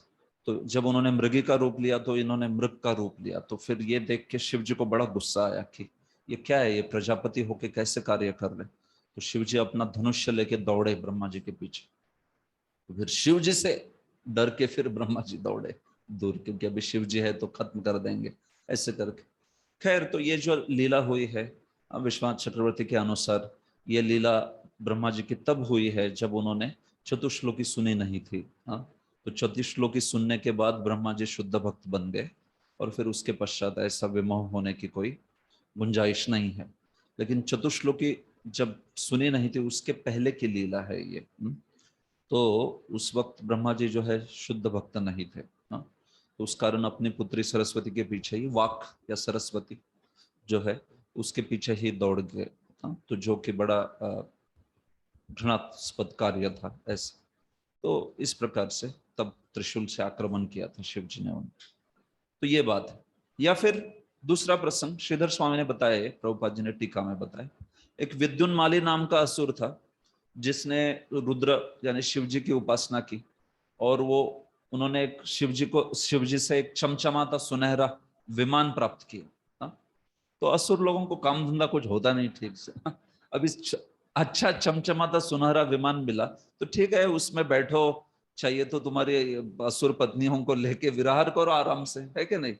ये सब छोड़ दिया, वो सूर्य जैसे घूम रहा है ना, सूर्य घूमता है, सूर्य का रथ, तो सूर्य का रथ घूमता है, तो जिस साइड में सूर्य नहीं है उस साइड में रात्रि होगी, तो ये उधर लेके गया अपना रथ, और वो रात्रि को दिन बना दिया उसने, क्योंकि ये तो चमचमाता सूरज की तरह ही था ना ये। तो सूरज, अभी यहाँ सूरज है तो दूसरी ओर अंधकार होना चाहिए, तो वहां भी उजाला, मजा आ रहा है उसको, देखो ऐसे करके, बगैर इन लोगों को कुछ काम धंधा होता नहीं, तो ऐसे कुछ कल्याणकारी तो कुछ करते नहीं ऐसे। तो फिर पृथ्वी मतलब ये विश्व के सारे कार्यकाल में और ये सब गड़बड़ हो गई ना, कि दिन रात ऐसा कुछ रहा ही नहीं, हमेशा सब जगह प्रकाशी दिन ही, ऐसे करके। तो सूरज गुस्सा हो गया उसको, फिर सूरज ने इतना अपना उष्मा बढ़ा दिया कि उसका सुनहरा विमान पिघल गया, पूरा विमान पिघल के नीचे गिर गया ऐसे। लेकिन फिर शिव जी को पता चला कि अरे विद्युन्माली को इन्होंने गिरा दिया करके, खत्म कर दिया उसको, पिघला दिया पूरा। तो सूर्यदेव पर शिव जी क्रुद्ध हुए ऐसे, ये आशुतोष है भाई, इसने मेरी आराधना की थी, सेवा की थी, मैंने गिफ्ट दिया था इसको, इन्होंने तो गिफ्ट को मेल्ट कर दिया पूरा ऐसे। तो शिव जी जो है दौड़े जोर से, हाँ, सूर्य देव की ओर। तो फिर विद्युन्माली तो ठीक था, बट अभी तो सूर्य स्वयं रुद्र आ गए, तो फिर सूर्य देव बड़े दौड़े डर से, यथार्क, हाँ वो बोला है, जैसे रुद्र के भय से अर्क यानी सूर्य दौड़े। फिर यहाँ वहां दौड़े, अंत में बहुत थक के वाराणसी में गिर गए, तो दैट इज लोलार्क, हाँ, वाराणसी में आप गए हो तो लोलार्क कुंड है वहां पर, हाँ, तो वहां पे जो सूर्य है वो गिर गए थे नीचे, हाँ ऐसे, तो दैट इज लोलार्क, ये स्थान है। तो ये कथा बताया जा रहा है। और 2 श्लोक फिर मैं पॉज करता हूँ। यदा शरणम आत्मानम ऐक्षत श्रांतवाजिनम अस्त्रम ब्रह्म शिरो मेने आत्मत्राणम द्विजात्मजः। जब ब्राह्मण के पुत्र अश्वत्थामा ने देखा कि उसके घोड़े थक गए हैं, तो उसने सोचा कि अब उसके पास अंतिम अस्त्र ब्रह्मास्त्र, आणविक अस्त्र का प्रयोग करने के अतिरिक्त अन्य कोई विकल्प नहीं रहा गया है।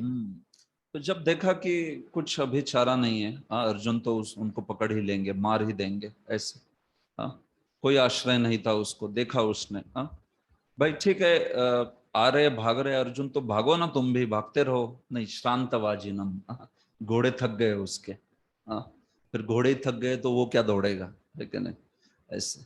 तो फिर उसने देखा कि अभी अर्जुन मार ही देंगे, तो कोई चारा नहीं है, ब्रह्मशिर जो है उसका उपयोग करता हूँ, ब्रह्मास्त्र का।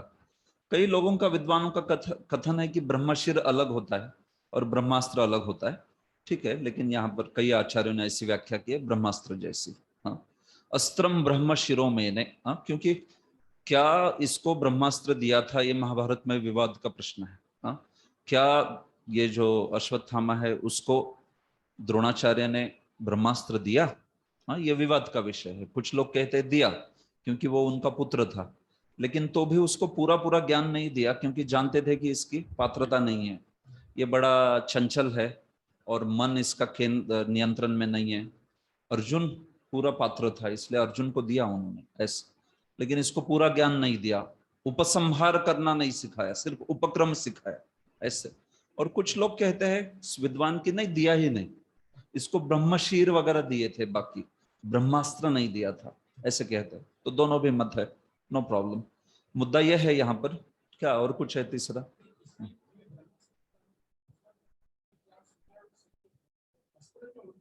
ये आगे आगे आएगा, वो मंत्रों से ये बात पूछ रहे, हाँ आएगा, अभी मैं बताता हूँ। यस, तो अस्त्रम ब्रह्म शिरो मैंने, तो उन्होंने अपने आत्मा त्राण के लिए, अश्वत्थामा ने सोचा कि मैं अभी ब्रह्मास्त्र का ही प्रयोग करूंगा, उसके सिवा कुछ चारा नहीं है। तो ऐसा होता नहीं है एक्चुअली। ब्रह्मास्त्र का प्रयोग जो है, एक तो पहले किसी मनुष्य के ऊपर नहीं करना चाहिए। ये मनुष्य थे अर्जुन, इनको केवल देवताओं पर प्रयोग कर सकते हैं आप ब्रह्मास्त्र का, मनुष्य पे नहीं करना चाहिए, ये बात थी। तो बड़े नियम थे ब्रह्मास्त्र के प्रयुक्तता में, और भी नियम थे कई सारे, तो उसने कुछ सोचा नहीं इसको। आत्मरक्षा के लिए भी इसको नहीं करना चाहिए, मनुष्य के ऊपर भी नहीं डालना चाहिए, ऐसे सब नियम थे। उन सब नियमों को लांघकर इसने निर्धार किया कि अभी ब्रह्मास्त्र ही फेंकूंगा करके ऐसे। तो ये प्रभुपाद जी यहाँ पे देख रहे। तो फिर यस, तो प्रभुपाद जी देखिए, यहाँ पर द्विजात्मज शब्द महत्वपूर्ण है, क्योंकि अश्वत्थामा द्रोणाचार्य का पुत्र होते हुए भी सुयोग्य ब्राह्मण न था। देखिए, द्विजात्मज कह दिया, द्विज नहीं कह दिया, या द्विज पुत्र नहीं कह दिया, द्विजात्मज मतलब एक्चुअली द्विज बंधु है। ये सही में ब्राह्मण नहीं है। वास्तविक ब्राह्मण रहता था तो ऐसा दुरुपयोग नहीं करता था उस ब्रह्मास्त्र का, ब्रह्मशिर का ऐसे, तो इसलिए उसको द्विजात्मज कहा गया है ऐसे। पूर्व में भी अश्वत्थामा को क्या कहा था? ब्रह्म बंधु ऐसे। तो प्रभुपाद जी कहते हैं कि मुद्दा क्या है, ब्राह्मण का मित्र या पुत्र पूर्ण रूप से योग्य होने पर ही ब्राह्मण कहा जा सकता, अन्यथा नहीं। ऐसे नहीं कि ब्राह्मण का पुत्र है करके मैं भी ब्राह्मण हूं कर, और क्या कर रहा है, सिगरेट फूक रहा है, तो ये बेकार है ऐसे। तो गुण भी होने चाहिए ब्राह्मण के, ये बात है ऐसे। ठीक है, आगे। अथोपस्पृश्य सलिलम संदधे तत्समाहितः अजानन्नपि संहारम प्राणकृच्छ उपस्थिते। चूंकि उसके प्राण संकट में थे, अतएव उससे पवित्र होने हेतु आचमन किया और ब्रह्मास्त्र चलाने हेतु मंत्रोच्चार में अपना ध्यान एकाग्र किया। यद्यपि उसे इस अस्त्र को वापस लाने की विधि ज्ञात न थी। प्राणकृच्छ उपस्थिते, प्राण पे संकट आया ये देख के, संहारम अजानन्नपि, हालांकि उपसंहार जानता नहीं था, उस अस्त्र को वापस कैसे लेना है, उपसंहार कैसे करना है, ये नहीं जानता था, लेकिन तो भी बैठ गया, आचमन किया तुरंत। जो आचमन पात्र है साथ में ही लेके घूमते होंगे जो भी है। एक बार मुझे एक क्लास में प्रश्न पूछा एक ने, तो जी वहां पे आचमन पात्र कैसे आया कर, बस तो मैं बोला पॉकेट में लेके घूमते होंगे, पता नहीं मुझे ऐसा क्या क्या प्रश्न आते हैं लोगों को कि नहीं। अभी ये लोग ब्रह्मास्त्र छोड़ने वाले लोग हैं, उसको एक बाण मार के पानी निकालने में क्या परेशानी है कि नहीं। ऐसे तो ठीक है, उपस्पृश्य सलीलम, तो पानी मतलब आचमन करके तुरंत बैठ गया ध्यान करने के लिए, वो मंत्र बोलने के लिए। थोड़ा सा ध्यान करना पड़ता है कुछ क्षणों के लिए, और फिर वो मंत्र बोल के ब्रह्मास्त्र जो है वो फेंका जाता है मंत्र से। मतलब वो बाण भी होता है और फिर मंत्र बोला जाता है उसके साथ साथ में। हाँ, तो बाण के साथ वो फिर अस्त्र जो है वो ब्रह्मास्त्र बन जाता है इस प्रकार से।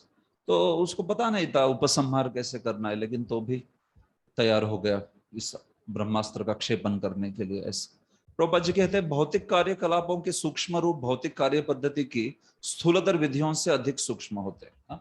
तो आणविक अस्त्र प्रभुपाद जी बस कुछ आइडिया देने के लिए बोल रहे हैं।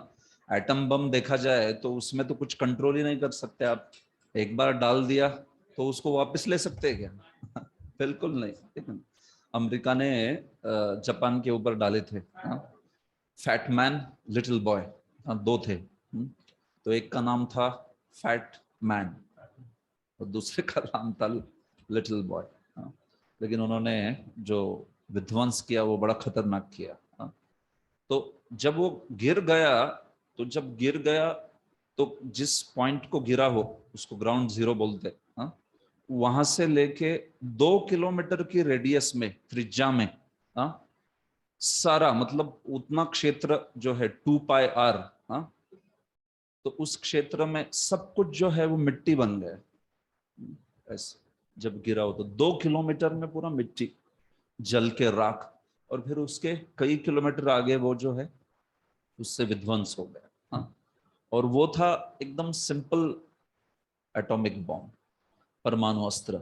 आज जो है उसके 10,000 गुना कैपेसिटी वाले हैं जो भी है वो। उसका जो विध्वंस हुआ उसके 10,000 टाइम्स ऐसे। तो इसलिए आज की घड़ी में परमाणु बम जो है वो कोई विचार भी नहीं करेगा डालने का दूसरे ऊपर, क्योंकि उससे विध्वंस निश्चित है, सुनिश्चित। उस छोटे से इससे ही इतना विध्वंस हो गया कि लोगों को समझ गया कि ये क्या कर सकता है ऐसे। तो भी प्रभुपाद जी बताते हैं कि ये जो ब्रह्मास्त्र आदि है, भले ही वो उष्मा और वो प्रकाश उसमें उसी प्रकार का मतलब इस आणविक बम से भी कई करोड़ों गुना ज्यादा उसमें उष्मा है, उष्णता है, लेकिन वो सूक्ष्म भी है बहुत। उसको आप वापस ले सकते हो, आप उपसंहार कर सकते हो उसको। इतना ही नहीं, अगर आपने वो एक स्पेसिफिक टारगेट पे भेजा है, आपको ब्रह्मास्त्र भेजा और आपने ब्रह्मास्त्र एक व्यक्ति के लिए भेजा जो कि माता के गर्भ में है, उसको मारने के लिए भेजा, तो वो सिर्फ उस गर्भ को मार के आएगा, वो माता को भी नहीं मारेगा, सिर्फ वो गर्भ को मार के आएगा बाहर, मतलब खत्म हो गया ऐसा। तो ऐसा कुछ एटॉमिक बॉम्ब में होगा? वो तो क्या, वो माता और पिता और आगे के 2 किलोमीटर के माता पिता और सब सब सब खत्म कर देगा ऐसा। तो ये बड़ा सूक्ष्म है, ये प्रभुपाद जी बताया, बड़ी सोफिस्टिकेटेड टेक्नोलॉजी है ऐसे। और इसमें सब ध्वनि का प्रभाव है, मंत्रों पर है ये सब। मंत्र है, मंत्र उच्चारण करके संदत मतलब समाहित होके फिर उस मंत्र से उस देवता की शक्ति को आवाहन किया जाता है। जैसे ब्रह्मा जी तो ब्रह्मास्त्र, पाशुपतास्त्र शिव जी का, इसको अग्निअस्त्र, तो ऐसे करके वो भेजा जाता है ऐसे। तो जब वो स्पेसिफिक टारगेट पे जाएगा तो स्पेसिफिक टारगेट मारेगा, जब वो सबके मतलब सारे ही समस्त उन सेना को मारने के लिए भेजा है तो समस्त सेना को खाक कर देगा, इस प्रकार से। तो यहाँ पे ये जो है उसने अर्जुन को खत्म करने के लिए, पांडवों को खत्म करने के लिए उसने ये जो है भेज दिया, इस प्रकार से। तो और एक श्लोक, ततः प्रादुष्कृतम तेज प्रचंडम सर्वतो दिशम प्राणापदम अभिप्रेक्ष विष्णुम जिष्णुरुवाचः। अपने प्राण संकट में जान पड़े, अतएव उसने भगवान श्री कृष्ण को तत्पश्चात समस्त दिशाओं में प्रचंड प्रकाश फैल गया। यह इतना उग्र था कि अर्जुन को अपने प्राण संकट में जान पड़े, अतएव उसने भगवान श्री कृष्ण को संबोधित करना प्रारंभ किया। स्थिति में अर्जुन ने देखा कि इतना प्रचंड प्रकाश और उष्णता जो है सर्वत्र फैल गई है। तो अर्जुन को आश्चर्य हुआ। अर्जुन को लगा कि ये क्या है। हालांकि अर्जुन ब्रह्मास्त्र को जानते थे, ब्रह्मास्त्र की विद्या, ब्रह्मास्त्र के प्रभाव को, लेकिन अर्जुन को लगा नहीं कि ये ब्रह्मास्त्र यूज करेगा करके, इसलिए अचरज में पड़ गए। एक आचार्य समझाते, अर्जुन को विश्वास नहीं हुआ कि ये व्यक्ति मेरे लिए सिर्फ ब्रह्मास्त्र भेज देगा कर, अपनी आत्मरक्षा के लिए। क्या इसको नियम पता नहीं है कि ये मनुष्य पे नहीं छोड़ा जा सकता? इसको नियम पता नहीं है, आत्मरक्षा के लिए नहीं भेजा जा सकता, ऐसे सारे नियम। तो अर्जुन को वो विश्वास नहीं था, इसलिए उन्होंने पूछा भगवान को कि ये क्या है। फिर अर्जुन को भगवान बोलते, क्या पता नहीं क्या तुमको क्या है? ये ब्रह्मास्त्र है, तुम तो सब जानते हो, ऐसे। तो वो अविश्वास था, वो मतलब उनको कल्पना नहीं कर पाए कि ये व्यक्ति ब्रह्मास्त्र का प्रयोग कर देगा ऐसी स्थिति में, और है ब्राह्मण। हाँ, ऐसे तो विश्वास नहीं हो, ये बात। तो भगवान श्री कृष्ण को संबोधित करते हैं वो अभी उस प्रचंड विष्णुम जिष्णुरुवाच। विष्णु को जिष्णु बोले। जिष्णु कौन है इधर? अर्जुन। विष्णु कौन है? कृष्ण। इस प्रकार से, ठीक, ओके। हरे कृष्ण। तो इस पे कोई प्रश्न है किसी का? मैं काफी श्लोक बोलता चला गया। यस। हाँ, वो अस्त्र के बारे में ऐसे सुना है, वो ठीक है या नहीं आप बताइए। कि ऐसे प्रकार के जो अस्त्र होते हैं उनको 4 तरीके से हैंडल किया जाता है। एक तो इन्वोक किया जाता है, बाद में व्हर्ल किया जाता है, रिलीज किया जाता है और विड्रॉ किया जाता है। Correct. ये चारों चीज अगर जानते हैं छोड़ने वाला, तो ही उसको इस्तेमाल करने का अधिकारी है वो, नहीं तो करना नहीं चाहिए उसने, ऐसे बोला गया। यस, देखिए कैसे है, ये तो अस्त्र शस्त्र की बात हो गई। ये आप जो बोल रहे हैं ये अस्त्र की बात हो गई। तो अस्त्र में ये दिव्यास्त्र है, ये उसके भी ऊपर का। आप जो बोल रहे हैं वो जनरल क्राइटेरिया महाभारत में बताया है कि अस्त्र को यूज करने के लिए उसको वो अस्त्र जो है वो घुमाने को आना चाहिए, फेंकने को आना चाहिए, वापस लेने के लिए आना चाहिए वगैरह ऐसा। तो वो कुछ साधारण अस्त्र होते हैं, लेकिन ये तो दिव्यास्त्र कैटेगरी में है एकदम ही। यहाँ पे तो सारा खेल जो है मंत्रों का ही है।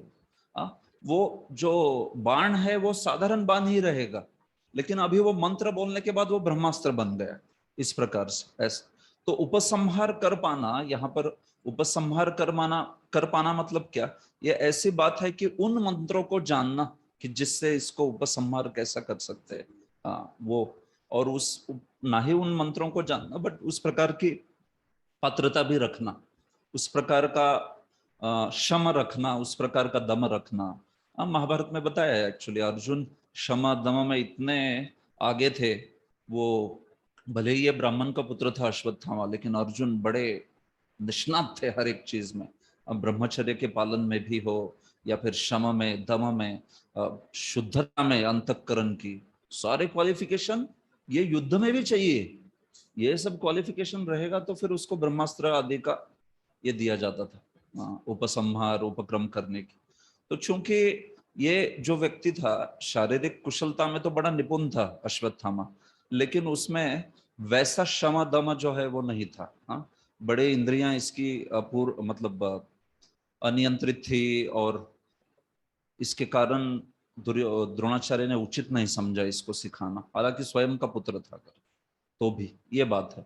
तो उस प्रकार से ये शस्त्र में भी ये दिव्यास्त्र कैटेगरी में आएगा। इसलिए केवल देवताओं के ऊपर डाला जा सकता है, या आगे वाले ने दिव्यास्त्र यूज किया तो फिर आप डाल सकते हो, ऐसे ऐसे नहीं। ठीक, ओके, यस यस। अन्य कोई ऑनलाइन स्टूडेंट्स प्रश्न है कुछ अब तक की चर्चा में? प्रभु जी, वो ब्रह्मा जी की पत्नी और पुत्री, तो उनका अलग अलग नाम क्या क्या? बेसिकली क्या है, ब्रह्मा जी की पुत्री जो है उसका वाक नाम दिया है भागवत में, और वही सरस्वती है। दोनों में अंतर नहीं है कुछ, वाक और सरस्वती एक ही है। ठीक है, हाँ, वाक देवी जो कहते हैं वो पत्नी। हाँ, तो बताता हूँ ना। तो देखिए, मैं जैसे बता रहा था कि भागवत में ना इस प्रकार से लीलाएं वर्णन की जाती है कि उन लीलाओं का एक कल्प भेद के अनुसार अलग ही वर्णन होता है। हाँ, देखा जाए तो ये ब्रह्मा जी की ऐसी हुई है, आप अन्य पुराण पढ़ोगे, मत्स्य पुराण, स्कंद आदि, तो पहले अपनी पुत्री से आकर्षित हो गए ब्रह्मा, जो कि वाक या सरस्वती है, वही है। और फिर उससे आकर्षित होके उनके पीछे दौड़े वगैरह, ये सब चीजें हुई वगैरह ऐसे। तो फिर उनकी भत्सना हुई, उनको बताया गया वगैरह, और फिर उसके बाद में सब देवता समझ गए कि ये सृष्टि की ही व्यवस्था है कि ये इनकी पत्नी बनेगी करके, और फिर ब्रह्मा जी ने सरस्वती को पत्नी के रूप में स्वीकार किया। ऐसे है वो पूरा देखा जाए तो। भागवतम कैसे बोलता है इस चीज को कि ब्रह्मा जी बड़े लज्जित हुए और ब्रह्मा जी ने शरीर त्याग दिया अपना वहां पर। हाँ, ब्रह्मा जी जो है, और वहां पे वो लीला खत्म हो गई है भागवत के केस में। तो मुद्दा यह है कि ब्रह्मा ने अपनी पुत्री को पत्नी के रूप में स्वीकार किया, क्योंकि सृष्टि के प्रारंभ में कौन कहां से आया इससे महत्वपूर्ण है कि सृष्टिकर्ता का प्लान क्या है। जैसे मैंने बताया था इसके पहले भी कि मनु और शत्रुपा दोनों ब्रह्मा जी से उत्पन्न हुए हैं। तो क्या हुए, सहोदर हुए, भाई और बहन हुए। लेकिन मनु और शत्रुपा कौन है, पति पत्नी है। क्यों? क्योंकि उनको उस सृष्टि के प्लान से बनाया। हाँ, भले ही वो ब्रह्मा जी से आए दोनों भी, लेकिन ऐसे मत बोलिए कि। तो सृष्टि के प्रारंभ में ये संवाद है, तो उसमें ब्रह्मा जी समझाते कि ये जो सारे पहलू है कि भाई और बहन तथाकथित सोटू से कि उनका विवाह हो रहा है, या एक ही व्यक्ति से उत्पन्न उनका विवाह हो रहा है, या ब्रह्मा जी की पुत्री वाक हुई और फिर वाक के साथ विवाह हो गया, सरस्वती उनकी पत्नी बनी वगैरह। तो इन सारे चीजों को एकदम कलयुग के जीवों की तरह नहीं लेना चाहिए। ये सृष्टि के प्रारंभ की अवस्थाएं हैं, इसमें किस प्रयोजन से उनकी सृष्टि हुई उसके हिसाब से उसको लेना चाहिए। आगे भी आप देखोगे तो ब्रह्मा जी के पुत्रों के साथ जिन पुत्रियों के विवाह होते हैं वगैरह, वो कैसे भतीजियां वगैरह है, वो भाई की बेटियां है, ये वो सब। तो देखा जाए तो मानव जो मनु समाज में जो मनु ने बोला है उसमें तो ये भी मंजूर नहीं है क्या नहीं। तो ये नियम जो है ना, ये मनु के सृष्टि को लागू होते हैं, मानवाज को लागू होते हैं, उसके पहले लागू नहीं होते हैं ये। और खास करके सृष्टि के प्रारंभ में तो होते ही नहीं लागू, क्योंकि वहां पे तो आपको देखना पड़ेगा कौन किसके प्रयोजन से वहां पे लाया जा रहा है ऐसे। तो भागवत का विशेष है कि भागवत में वो जो लीला बोली गई है वो एक ऐसे कल्प की लीला है कि उसमें तो ब्रह्मा जी ने सरस्वती को या उस वाग्देवी को स्वीकार ही नहीं किया, उनको उनके पीछे दौड़ने का, उनसे समागम करने के इच्छा का बड़ा तिरस्कार हुआ और उन्होंने अपने देह को ही त्याग दिया। हाँ, ऐसा वहां पे भागवत की स्टोरी खत्म हो जाती है इस प्रकार से। लेकिन अन्यत्र पुराणों में वगैरह ये स्टोरी इस प्रकार से भी है बस। ठीक, अब रुक्मिणी वल्लभ प्रभु। हरे कृष्ण। हाँ प्रभु बोलिए। जी, मेरे दो प्रश्न थे। पहला, इसमें जिष्णु आया है अर्जुन के लिए, तो वो जानना था। और दूसरा प्रश्न था कि यहाँ पे जो भगवान शिव, वो शिव जी क्या है, वो सूर्यदेव के पीछे रुष्ट होकर उनके पीछे भागते हैं और सूर्यदेव जिससे गिर जाते हैं। लेकिन हम देखते हैं सूर्यदेव तो उसमें राक्षस का वध कर रहे हैं, और जनरली शिव जी तो महावैष्णव हैं, तो वो जानते हैं कि वास्तव में जो राक्षसों का वध करना है वो सही है, तो फिर वहां पे ऐसा क्यों कर रहे हैं? यस, ठीक है, ओके। तो जिष्णु शब्द का प्रभु योगार्थ क्या है? जिष्णु शब्द का रूढ़ी अर्थ तो अर्जुन हो गया। जिष्णु शब्द का योगार्थ क्या है ये मैं देख नहीं पाया। मैं भी देखना चाहता था उसको, मैं देख के बताता हूँ प्रभु। जिष्णु में क्या रूट है, धातु है करके, हाँ आता है, तो वही वो योगार्थ पूछ रहे हैं उसका। योगार्थ मतलब समझते हैं ना आप? हाँ, योगार्थ मतलब व्युत्पत्ति से जो अर्थ है वो, हाँ, तो वही पूछ रहे हैं वो। तो जिष्णु का व्युत्पत्ति वाइज क्या अर्थ है प्रभु, मैं देख के बताता हूँ आपको, ठीक है। रूढ़ी अर्थ तो अर्जुन है, हाँ, या जैसे विष्णु सहस्त्रनाम में भी है, हाँ, तो वो तो विष्णु के रूप में अर्थ है, हाँ, लेकिन यहाँ पे क्या धातु लगा है और ये मैं थोड़ा देख के बताता हूँ। दूसरा चीज है, आप बोल रहे हैं कि शिव जी कैसे, ये तो जानते हैं कि ये असुर है करके, विद्युन्माली। हाँ भाई असुर है, शिव जी जानते हैं विद्युन्माली, लेकिन शिव जी का स्वभाव है ना थोड़े आशुतोष है। तो असुर ने आराधना की थी और वो असुर ने आराधना की, तो शिव जी कैसे थोड़े प्रसन्न हो जाते हैं जल्दी, किसी असुर ने आराधना की तो तो शिव जी के विचार से ऐसे हुआ कि भाई ठीक है, थोड़ा मस्ती कर रहा था, ठीक है मानते, लेकिन तुमने तो उसको खत्म ही कर डाला, मार ही दिया पूरा, ऐसा कुछ भाव रहेगा। ये मैं बोल रहा हूँ। मुद्दा क्या है, शिव जी कभी कभी दिखता है ना ऐसे, जैसे बानासुर के साथ भी वध हो रहा था। हाँ, बानासुर के साथ युद्ध हो रहा था कृष्ण का, तो आ गए ना शिव जी लड़ने को दूसरी ओर से। हाँ, तो कभी कभी शिव जी अपने जो उपासक है उन उपासक के ओर से कभी कभार कुछ स्नेह दिखाते हैं। हाँ, लेकिन फिर कभी वो लीला के कारण होता है या कभी कभी वो उनके स्नेह के कारण होता है, लेकिन फिर देखते हैं, तुरंत समझ जाते हैं कि ये जो है व्यक्ति इसने अन्याय किया है या फिर ये असुरी स्वभाव का था, तो इसको मार देना चाहिए ऐसे करके। हाँ, तो एक स्वाभाविक स्नेह अपने आराधक के प्रति इसके प्रकार से शिव जी क्रोधित हो गए ऐसे। अब विस्तार से ये लीला वामन पुराण में है, तो शायद अगर हम देखें तो वामन पुराण में शायद और कुछ सूत्र मिल जाए इसके कि क्या उनका एकदम मनोभाव था, क्यों सूर्य पर इतने गुस्सा हुए। हाँ, लेकिन एक अपने आराधना करने वाले को मार दिया करके शिव जी ने वहां पर उन्होंने थोड़ा गुस्सा प्रकट किया ऐसे। ठीक है, रुक्मिणी वल्लभ प्रभु।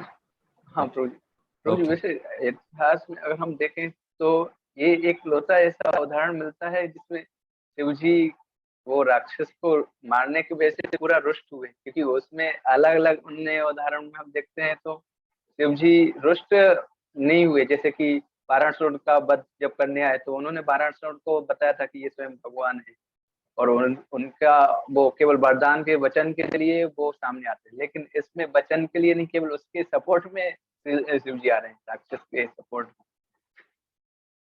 नहीं प्रभु, शिव जी के बारे में अगर आप शिव पुराण आदि में कथा सुनोगे तो देखिए, भगवान के साथ तो जहाँ पे शिव जी रुष्ट नहीं हुए ऐसी कोई कथा मुझे भी याद नहीं आ रही, लेकिन अगर आप शिव पुराण वगैरह देखोगे तो कहीं कहीं पे ऐसी लीलाएं हैं कि जहाँ पर शिव जी रुष्ट हो गए, किसी उनके आराधक को वगैरह किसी ने पीड़ा पहुंचाई वगैरह ऐसे करके। हाँ, तो उससे रुष्ट हो गए शिव जी।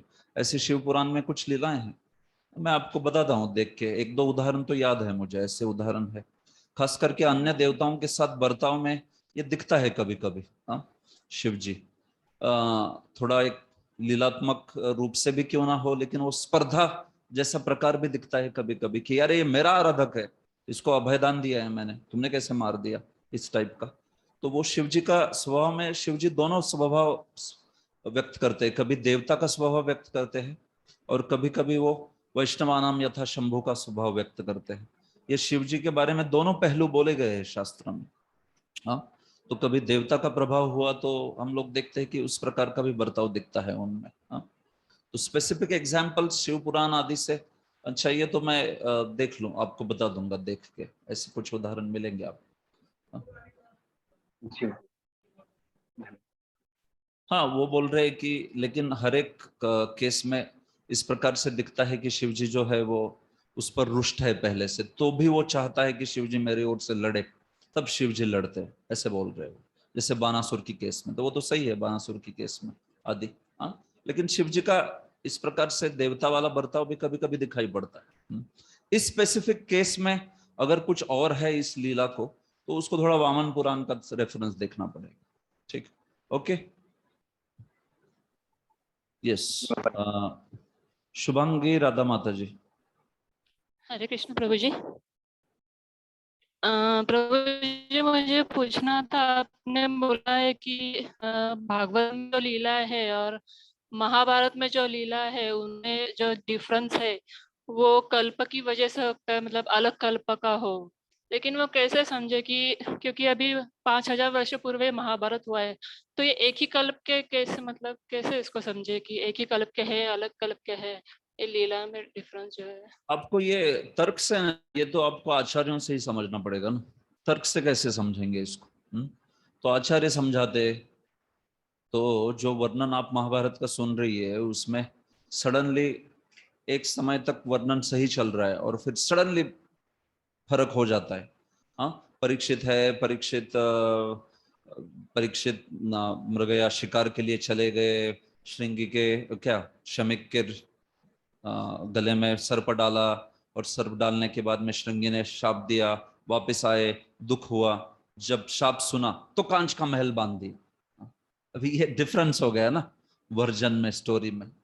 तो फिर ऐसे उस केस में आचार्य वगैरह समझाते हैं कि देखिए भाई, ये जो बोला जा रहा है यहाँ पर इस श्लोक में या इस एपिसोड में, तो ये कोई कल्पांतर की व्यवस्था हो सकती है। मैंने इस प्रिंसिपल को आपको समझाया था कि किसको समझाया था? भेदेपि एकवत वर्णनम, एक प्रिंसिपल समझाया था मैंने। भेदेपि एकवत वर्णनम मतलब क्या? कभी कभी भागवत आदि ग्रंथों में भेद के दो अलग अलग एपिसोड्स है, उसको ऐसे बोला जाता है जैसे एक ही है वो करके। हाँ, जैसे श्वेत वराह नील वराह, ये जो स्टोरी है उसमें भगवान दोनों को एक कर दिया है। एक ही स्टोरी में वो पृथ्वी को भी उठाते हैं और फिर साथ ही साथ हिरण्याक्ष का वध करते हैं, ऐसा भागवत के तृतीय स्कंद में वर्णन है। लेकिन एक्चुअली ये दो अलग है स्टोरी। श्वेत वराह हुआ स्वयंभू मनवंतर में, नील वराह हुआ चक्षुष मनवंतर में। जब पहली बार पृथ्वी उठाई थी तब हिरण्याक्ष को मारा नहीं था भगवान ने, तब हिरण्याक्ष जन्मा ही नहीं था, सिर्फ पृथ्वी उठा के रख दी ऊपर वराह ने। और दूसरी बार जब उठाया तो तब हिरण्याक्ष था और मारने के लिए आया, तो हिरण्याक्ष के साथ युद्ध हुआ। लेकिन आप भागवत में जाके पढ़िए, तीसरे अध्याय के 13वें या 14वें, राइट, 13वें 14वें अध्याय में जाके पढ़िए, दोनों एक साथ बोला है। दोनों ऐसे बोला है जैसे एक ही समय पे दोनों लीलाएं हुई है, ऐसा नहीं है। तो भेदेपि एकवत वर्णनम, भागवत जैसे ग्रंथों में क्या होता है, इधर का कल्प उधर का कल्प, कभी कभी उन दोनों को एक साथ जोड़ देते हैं। और एक उदाहरण भेदेपि एकवत वर्णनम का, अगर आप भागवत का तृतीय स्कंद पढ़ोगे तो गर्भस्थ शिशु की प्रार्थनाएं बोली है कपिल मुनि के इसमें। तो वो गर्भस्थ शिशु के दुख का वर्णन पहले हुआ है और फिर वो गर्भस्थ शिशु बोलने लगता है, गर्भवाच, ऐसे बोला है वहां पर। तो ये गर्भस्थ शिशु क्या हर कोई प्रार्थना करता है? हर कोई नहीं करता, बहुत विशेष जीव करता है ऐसी प्रार्थना। अगर आप में से किसी को लग रहा है कि हम सब ऐसी प्रार्थना करके आए गर्भ में, तो प्लीज ऐसा नहीं है। मतलब आप आए होंगे, मैं नहीं हूं, मैं कह रहा हूं ऐसे। तो ऐसा बहुत विशेष जीव होता है, वेरी स्पेशल सोल, जिसको भगवान को अपने गर्भ में दर्शन होता है और वो प्रार्थना करता है भगवान से। जीव गोस्वामी बोलते हैं ये कोई अरे गहरे भक्त, मतलब साधारण जीव की बात हो ही नहीं रही उधर, एक्सक्विजिटली एक्स्ट्राऑर्डिनरी भक्त है वो, तब ऐसी बात होती। लेकिन वो पढ़ते हुए ना तो प्रभुपाद ने इसको बताया है, ना उस कॉन्टेक्स्ट में वो क्लियर होता है, आपको लगेगा कि हर कोई ऐसी प्रार्थना करता है ऐसे।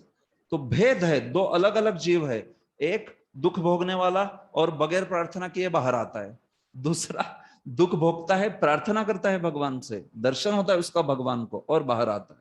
लेकिन भेदेपि एकवत वर्णनम, ये ऐसा है। तो ये बहुत बड़ा प्रिंसिपल है शास्त्र में, कि दो अलग अलग कल्पों की दो अलग अलग वर्जन्स को एक साथ बिठा के बोला जा सकता है। तो इसलिए आपको पता होना चाहिए, आचार्यों से जानिए कि भाई ये अलग कल्प की बात हो रही है, ये यहाँ पर इस कल्प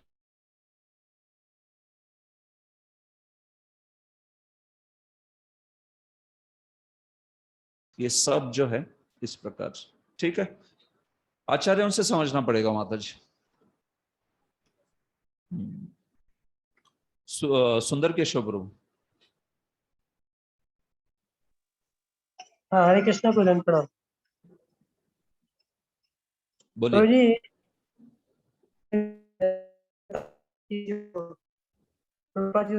लग रहे हैं कि आत्म साक्षात व्यक्ति का अपना एक अनुभूति होनी चाहिए उसको पहले प्रचार करने के लिए, और जितना उसको अनुभूति है वो उतने स्तर पे जाकर के ये बोलेगा तो वो जाके लोगों के ऊपर इम्पैक्ट करेगा। मैं नहीं समझ पा रहा कुछ भी, आप क्या बोल रहे हैं समझ नहीं पा रहा, आप टाइप करेंगे क्या? अभी आ रही है आवाज प्रोजी? आ रही है प्रोजी, लेकिन आप जब बोलते हो ना तो थोड़ी समझने में दिक्कत होती है काफी। अब मुझे समझता नहीं वो वॉइस रिवर्बरेट होता है आपका या फिर वो क्लैरिटी नहीं है साउंड में। बाकी लोगों को एकदम अच्छे से समझ पाता हूँ क्या बोल रहे हो, लेकिन आप जब बोलते हो ना तो मुझे काफी कठिनाई होती है समझने में ऐसे। तो मुझे तो लगता है बेस्ट है आप टाइप कीजिए, आप तो अंग्रेजी भी अच्छा जानते हो, तो आप टाइप कीजिए, मैं उत्तर दे दूंगा आपके प्रश्न का ऐसे।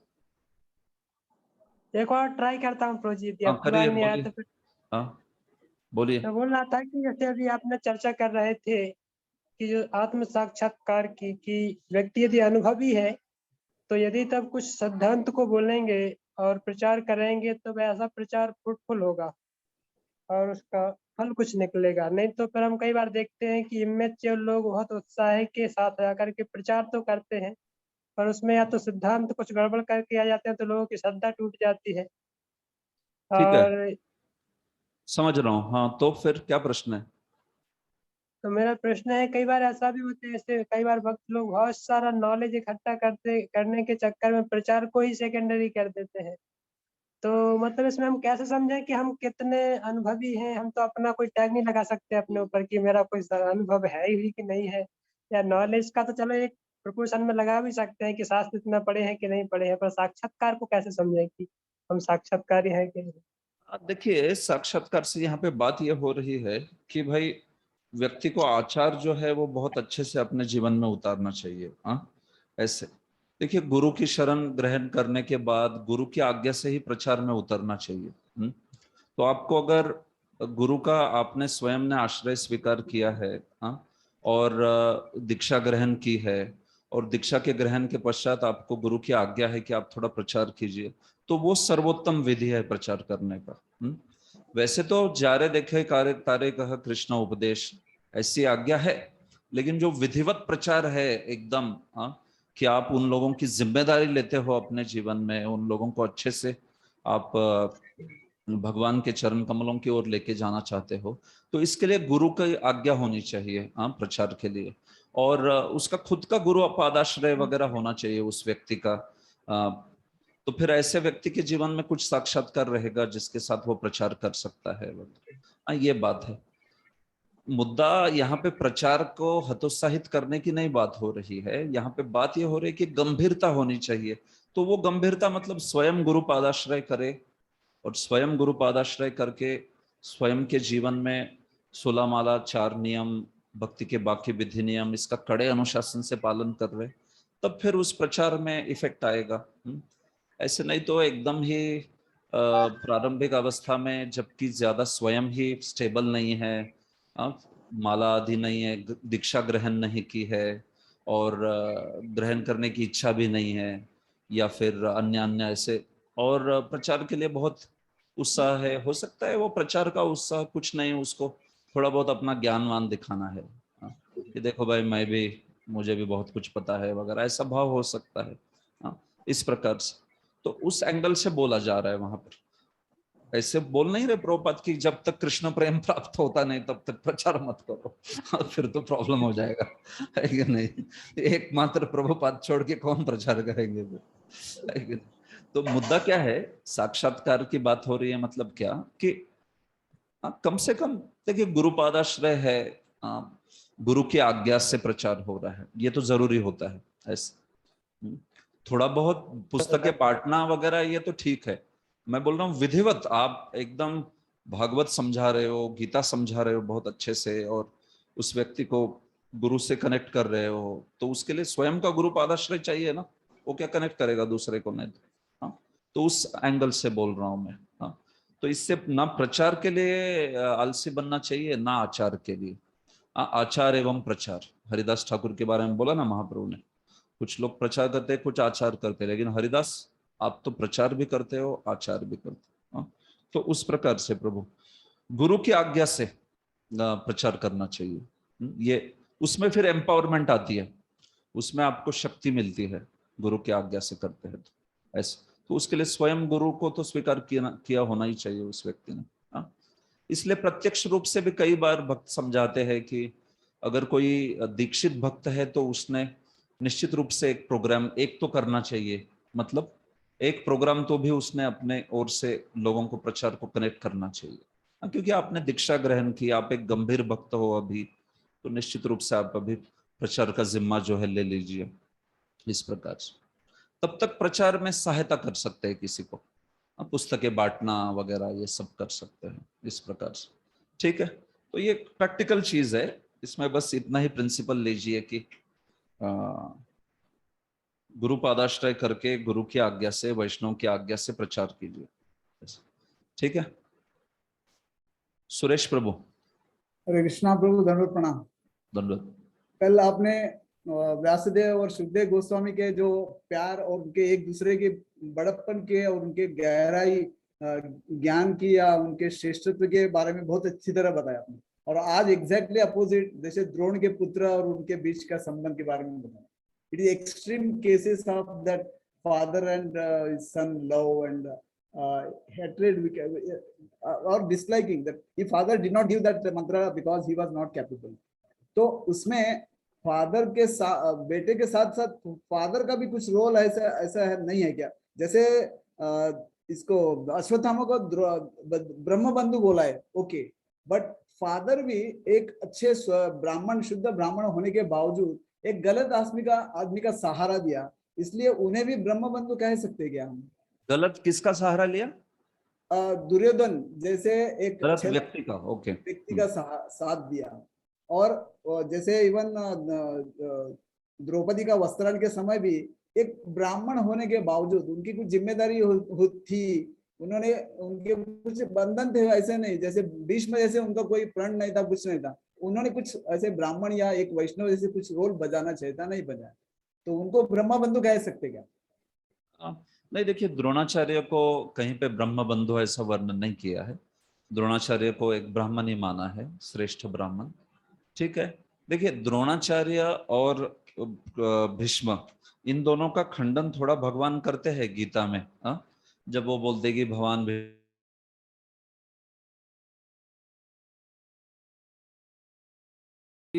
दोनों भी जो भी प्रशासन रहेगा उनकी ओर से दोनों लड़ेंगे, ऐसा वहां पर उन दोनों का निर्धार था। भीष्म जी का तो सीधा सीधा वचन ही था कि जो भी प्रशासन है, दुर्योधन प्रशासन में है या पांडव है, कौरव है, तो उनकी ओर से मैं लड़ूंगा। हाँ, इस प्रकार का था वचन। तो इसकी वजह से दोनों भी उस स्थिति में दुर्योधन मतलब कौरवों की ओर से ही लड़े। हाँ, और दूसरा, द्रौपदी के वस्त्रहरण की स्थिति इतनी भयंकर थी वहां पर वो स्थिति कि देखिए भीष्म जैसा व्यक्ति भी विभ्रम संभ्रम में हो गया, पड़ गए। हाँ, क्योंकि भीष्म तो कितने महापंडित महाज्ञानी थे, है क्या नहीं? भागवत कहता है कि जो हजारों विषयों पर हजारों व्याख्याएं कर सकते थे, भीष्म इतने महाज्ञानी थे। लेकिन जब द्रौपदी ने उनको पुकारा, मतलब द्रौपदी ने पूछा उनको कि ये ऐसा क्यों हो रहा है मेरे साथ वगैरह, आप तो कुछ कहिए, बोलिए, तो वो वहां पर देखते हैं कि भीष्म भी क्या सही है क्या गलत है इसका निर्णय नहीं ले पाते हैं। हाँ, एक ओर से उनको लगता है कि जो व्यक्ति है, जो मतलब युधिष्ठिर है, वो खुद हार चुके थे और हारने के बाद फिर द्रौपदी को दांव पर लगाया उन्होंने। तो द्रौपदी ये प्रश्न पूछती है कि आप हारने के बाद मुझे कैसे दांव पर लगा सकते हो कर। लेकिन फिर उस केस में भीष्म ये भी बोलते हैं चीज की यहाँ पर ऐसी भी बात है कि पत्नी जो है पति की, हमेशा ही वो पति की प्रॉपर्टी रहती है। हाँ, तो इसलिए उस स्थिति में जब तुम हारी गई हो तो तुम्हारे साथ कैसा बर्ताव किया जा रहा है, उसमें क्या न्याय है क्या अन्याय है, इससे मैं भी भ्रमित हो रहा हूँ, ऐसे कहते। तो वो स्थिति जो थी ना, वो भगवान ने ऐसी स्थिति उत्पन्न कर दी कि जहाँ पे द्रोण और भीष्म जैसे व्यक्ति भी विमोहित हो गए। हाँ, क्यों? क्योंकि भगवान जो है ये दर्शाना चाहते हैं कि वास्तविक ये दोनों लड़े और फिर देखिए कि अधर्म की ओर से द्रोण तथा भीष्म जैसे व्यक्ति भी लड़ेंगे तो भी उनका विनाश निश्चित है। ये दर्शाने के, तो इसलिए थोड़ा ये भगवान की व्यवस्था से ही वो चुप रहे। खास करके भीष्म के लिए तो क्लियरली बोला है ये, और द्रोण के लिए भी महाभारत के कुछ टीकाकारों का ऐसा ही मत है कि द्रोण भी हालांकि एक बड़े शुद्ध भक्त नहीं थे भगवान के, वो नहीं बोला ऐसा, लेकिन बड़े पुण्यवान और धर्मज्ञ ब्राह्मण थे। उनका स्वभाव इसकी तरह नहीं था, ये अश्वत्थामा है वैसा। तो इसलिए बस वो है कि प्रशासन की ओर से थे और उन्होंने वो प्रण लिया था कि जो भी मैं राज्य करता है, जो मुझे मेंटेन कर रहा है, जो मुझे उदर निर्वाह दे रहा है, मैं उसकी ओर से लड़ूंगा। तो यहाँ पे दुर्योधन उनका उदर निर्वाह कर रहा था इसलिए दुर्योधन की ओर से लड़े। हाँ, इसलिए अपने राज्यकर्ता के विरुद्ध उन्होंने आवाज जो है वो नहीं उठाई। हाँ, लेकिन उसके लिए उनको ब्रह्म बंधु आदि नहीं कहा है। उनको मलिन, उनका मन मलिन हो गया ऐसे कहते हैं टीका में बलदेव विद्याभूषण। हाँ, एक जगह पे कि वो दुर्योधन आदि इनका धन आदि स्वीकार करके वो मन मलिन हो गए और उसके कारण वो उस विभ्रम अवस्था में चले गए। वो समझ नहीं पाए क्या हो रहा है यहाँ पे, क्या न्याय है क्या अन्याय है। लेकिन भीष्म के लिए वो भी एक्सटर्नल ही है। भीष्म तो विमोहित हुए क्योंकि श्री कृष्ण चाहते थे विमोहित हुए। वो दुर्योधन का खाना खाया इसलिए विमोहित नहीं हुए। हाँ, तो ऐसी बात है प्रभु। तो ये पूरा ही थोड़ा कॉम्प्लेक्स इशू था और इसमें भगवान की इच्छा का भी भाव है। लेकिन जहां तक कि द्रोणाचार्य की बात है, उनका खंडन हुआ है क्योंकि उन्होंने ब्राह्मणत्व छोड़ के वो क्षत्रिय वृत्ति स्वीकार की, इसके लिए भी। और दूसरा कि उनकी थोड़ी आसक्ति थी व्यक्ति के प्रति, अश्वत्थामा के प्रति। और फिर तीसरा कि वो जहाँ पे अधर्म के विरुद्ध उन्होंने खड़ा रहना चाहिए था वो नहीं रहे, इन सारे कारणों से। लेकिन तो अभी उनको ब्रह्म बंधु वगैरह ऐसा नहीं कहा गया। हाँ, वो एक पात्र ब्राह्मण थे द्रोणाचार्य जो थे। वो अभी उन्होंने सिखाया सब कुछ अच्छा अश्वत्थामा को, लेकिन वो ले नहीं पाया। उसका स्वभाव जो था वो अपने कारण, अपने दुर्गुणों के कारण थोड़ा दुष्ट स्वभाव था, चंचल था। हाँ, तो ये बात है। तो इसको इस पहलू से समझना चाहिए। ठीक, महायोगी प्रभु। हरे कृष्ण प्रभु जी, दंडवत प्रणाम। प्रभु जी, अभी कथा में जब डिफरेंस आता है तो हम कल्पभेद बोलते हैं। तो इस कल्प में कथा का स्वरूप ये था, तो अगले कल्प में कथा का स्वरूप अलग हो गया। तो इतिहास और पुराण भी उनका स्वरूप भी चेंज हो जाएगा ना? क्या हो गया, आवाज बंद हो गया आपका? हरि बोल आवाज हाँ, आता है प्रभु? हाँ, इतिहास और पुराण वहां से आगे। हाँ, इतिहास और पुराण का स्वरूप भी फिर चेंज हो जाएगा ना। इस कल्प में ऐसा इतिहास आ गया, अगले कल्प में ऐसा इतिहास आ गया, तो इतिहास पुराण का स्वरूप भी चेंज हो जाएगा।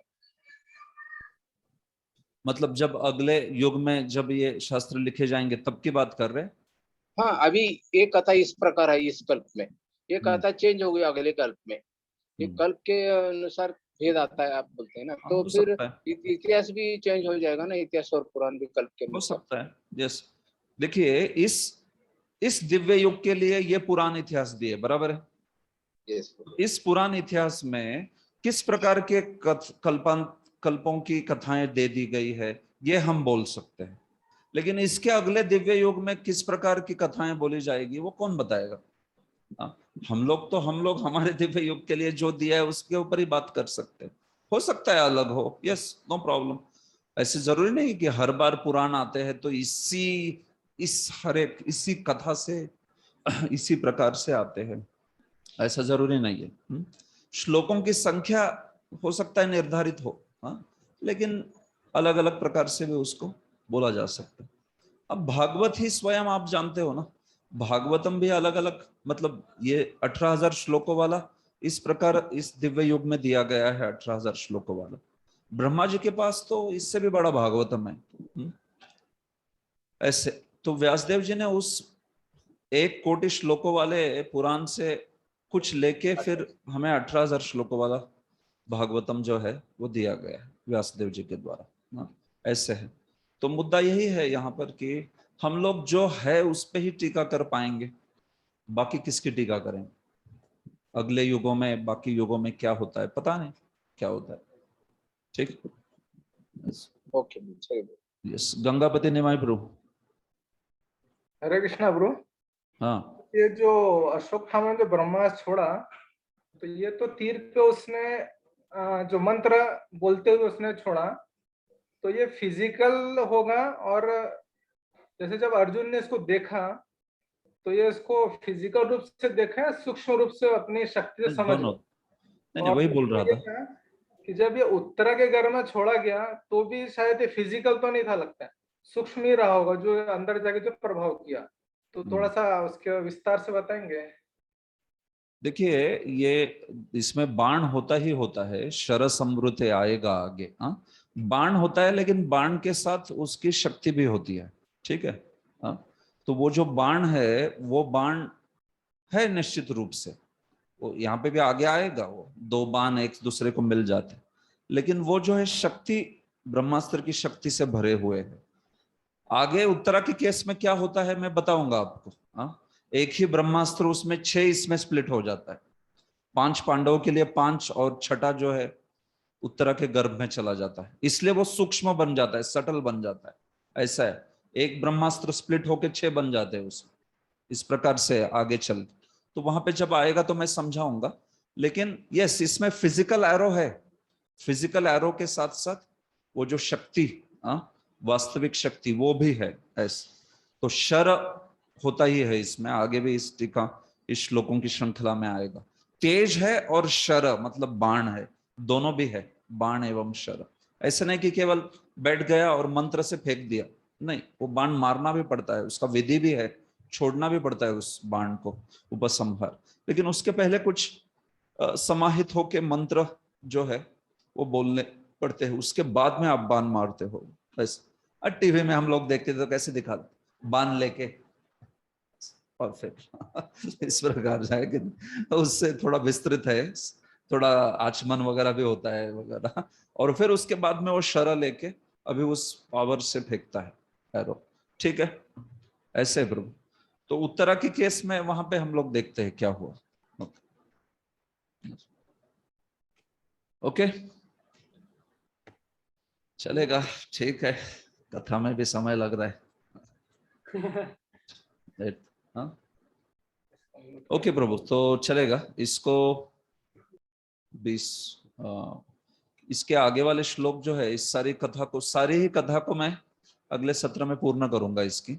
इसमें अभी बची हुई कथा ही है सब कुछ, अर्ज अश्वत्थामा को रोकना, और ये 2 घंटे में हो जाएगी, इसको नहीं लगेगा टाइम, खत्म करूंगा मैं। फिर 3 सत्रों में कुंती महारानी की प्रार्थनाएं लेनी है मुझे, क्योंकि अभी जो है ये स्टोरी लाइन ही बची है, इसमें कोई फिलॉसफी तो है नहीं अभी पूरी। लेकिन कभी कभार थोड़ा महाभारत से कुछ आता है तो विस्तार से बता रहा हूं मैं, ताकि आप, क्योंकि ये कई बार लोगों को प्रश्न रहते हैं, महाभारत में तो ऐसा बोला है, इधर ऐसा, महाभारत में ऐसा बोला है, इधर ऐसा बोला। तो इसलिए मैं ये सब प्रयास कर रहा हूँ, जितना हो सके, जितना बोला है उतना आपको बता दूंगा, आप देख लेना। सौप्तिक पर्व से कुछ डिटेल्स, महाभारत से कुछ डिटेल्स, जितना समन्वय हो सकते हैं उतना करेंगे हम ऐसे। लेकिन ये बात तो निश्चित है कि भागवत की डिटेल्स महाभारत से भिन्न है कई जगह पे, और उसको भिन्न है तो भिन्न करके स्वीकार कर लेना चाहिए। ज्यादा समन्वय करते बैठेंगे तो कुछ चीजों का समन्वय होगा ही नहीं, निश्चित नहीं होगा ऐसा। ठीक है, ओके, मिलते हैं सोमवार को। ग्रंथराज श्रीमद् भागवत की जय।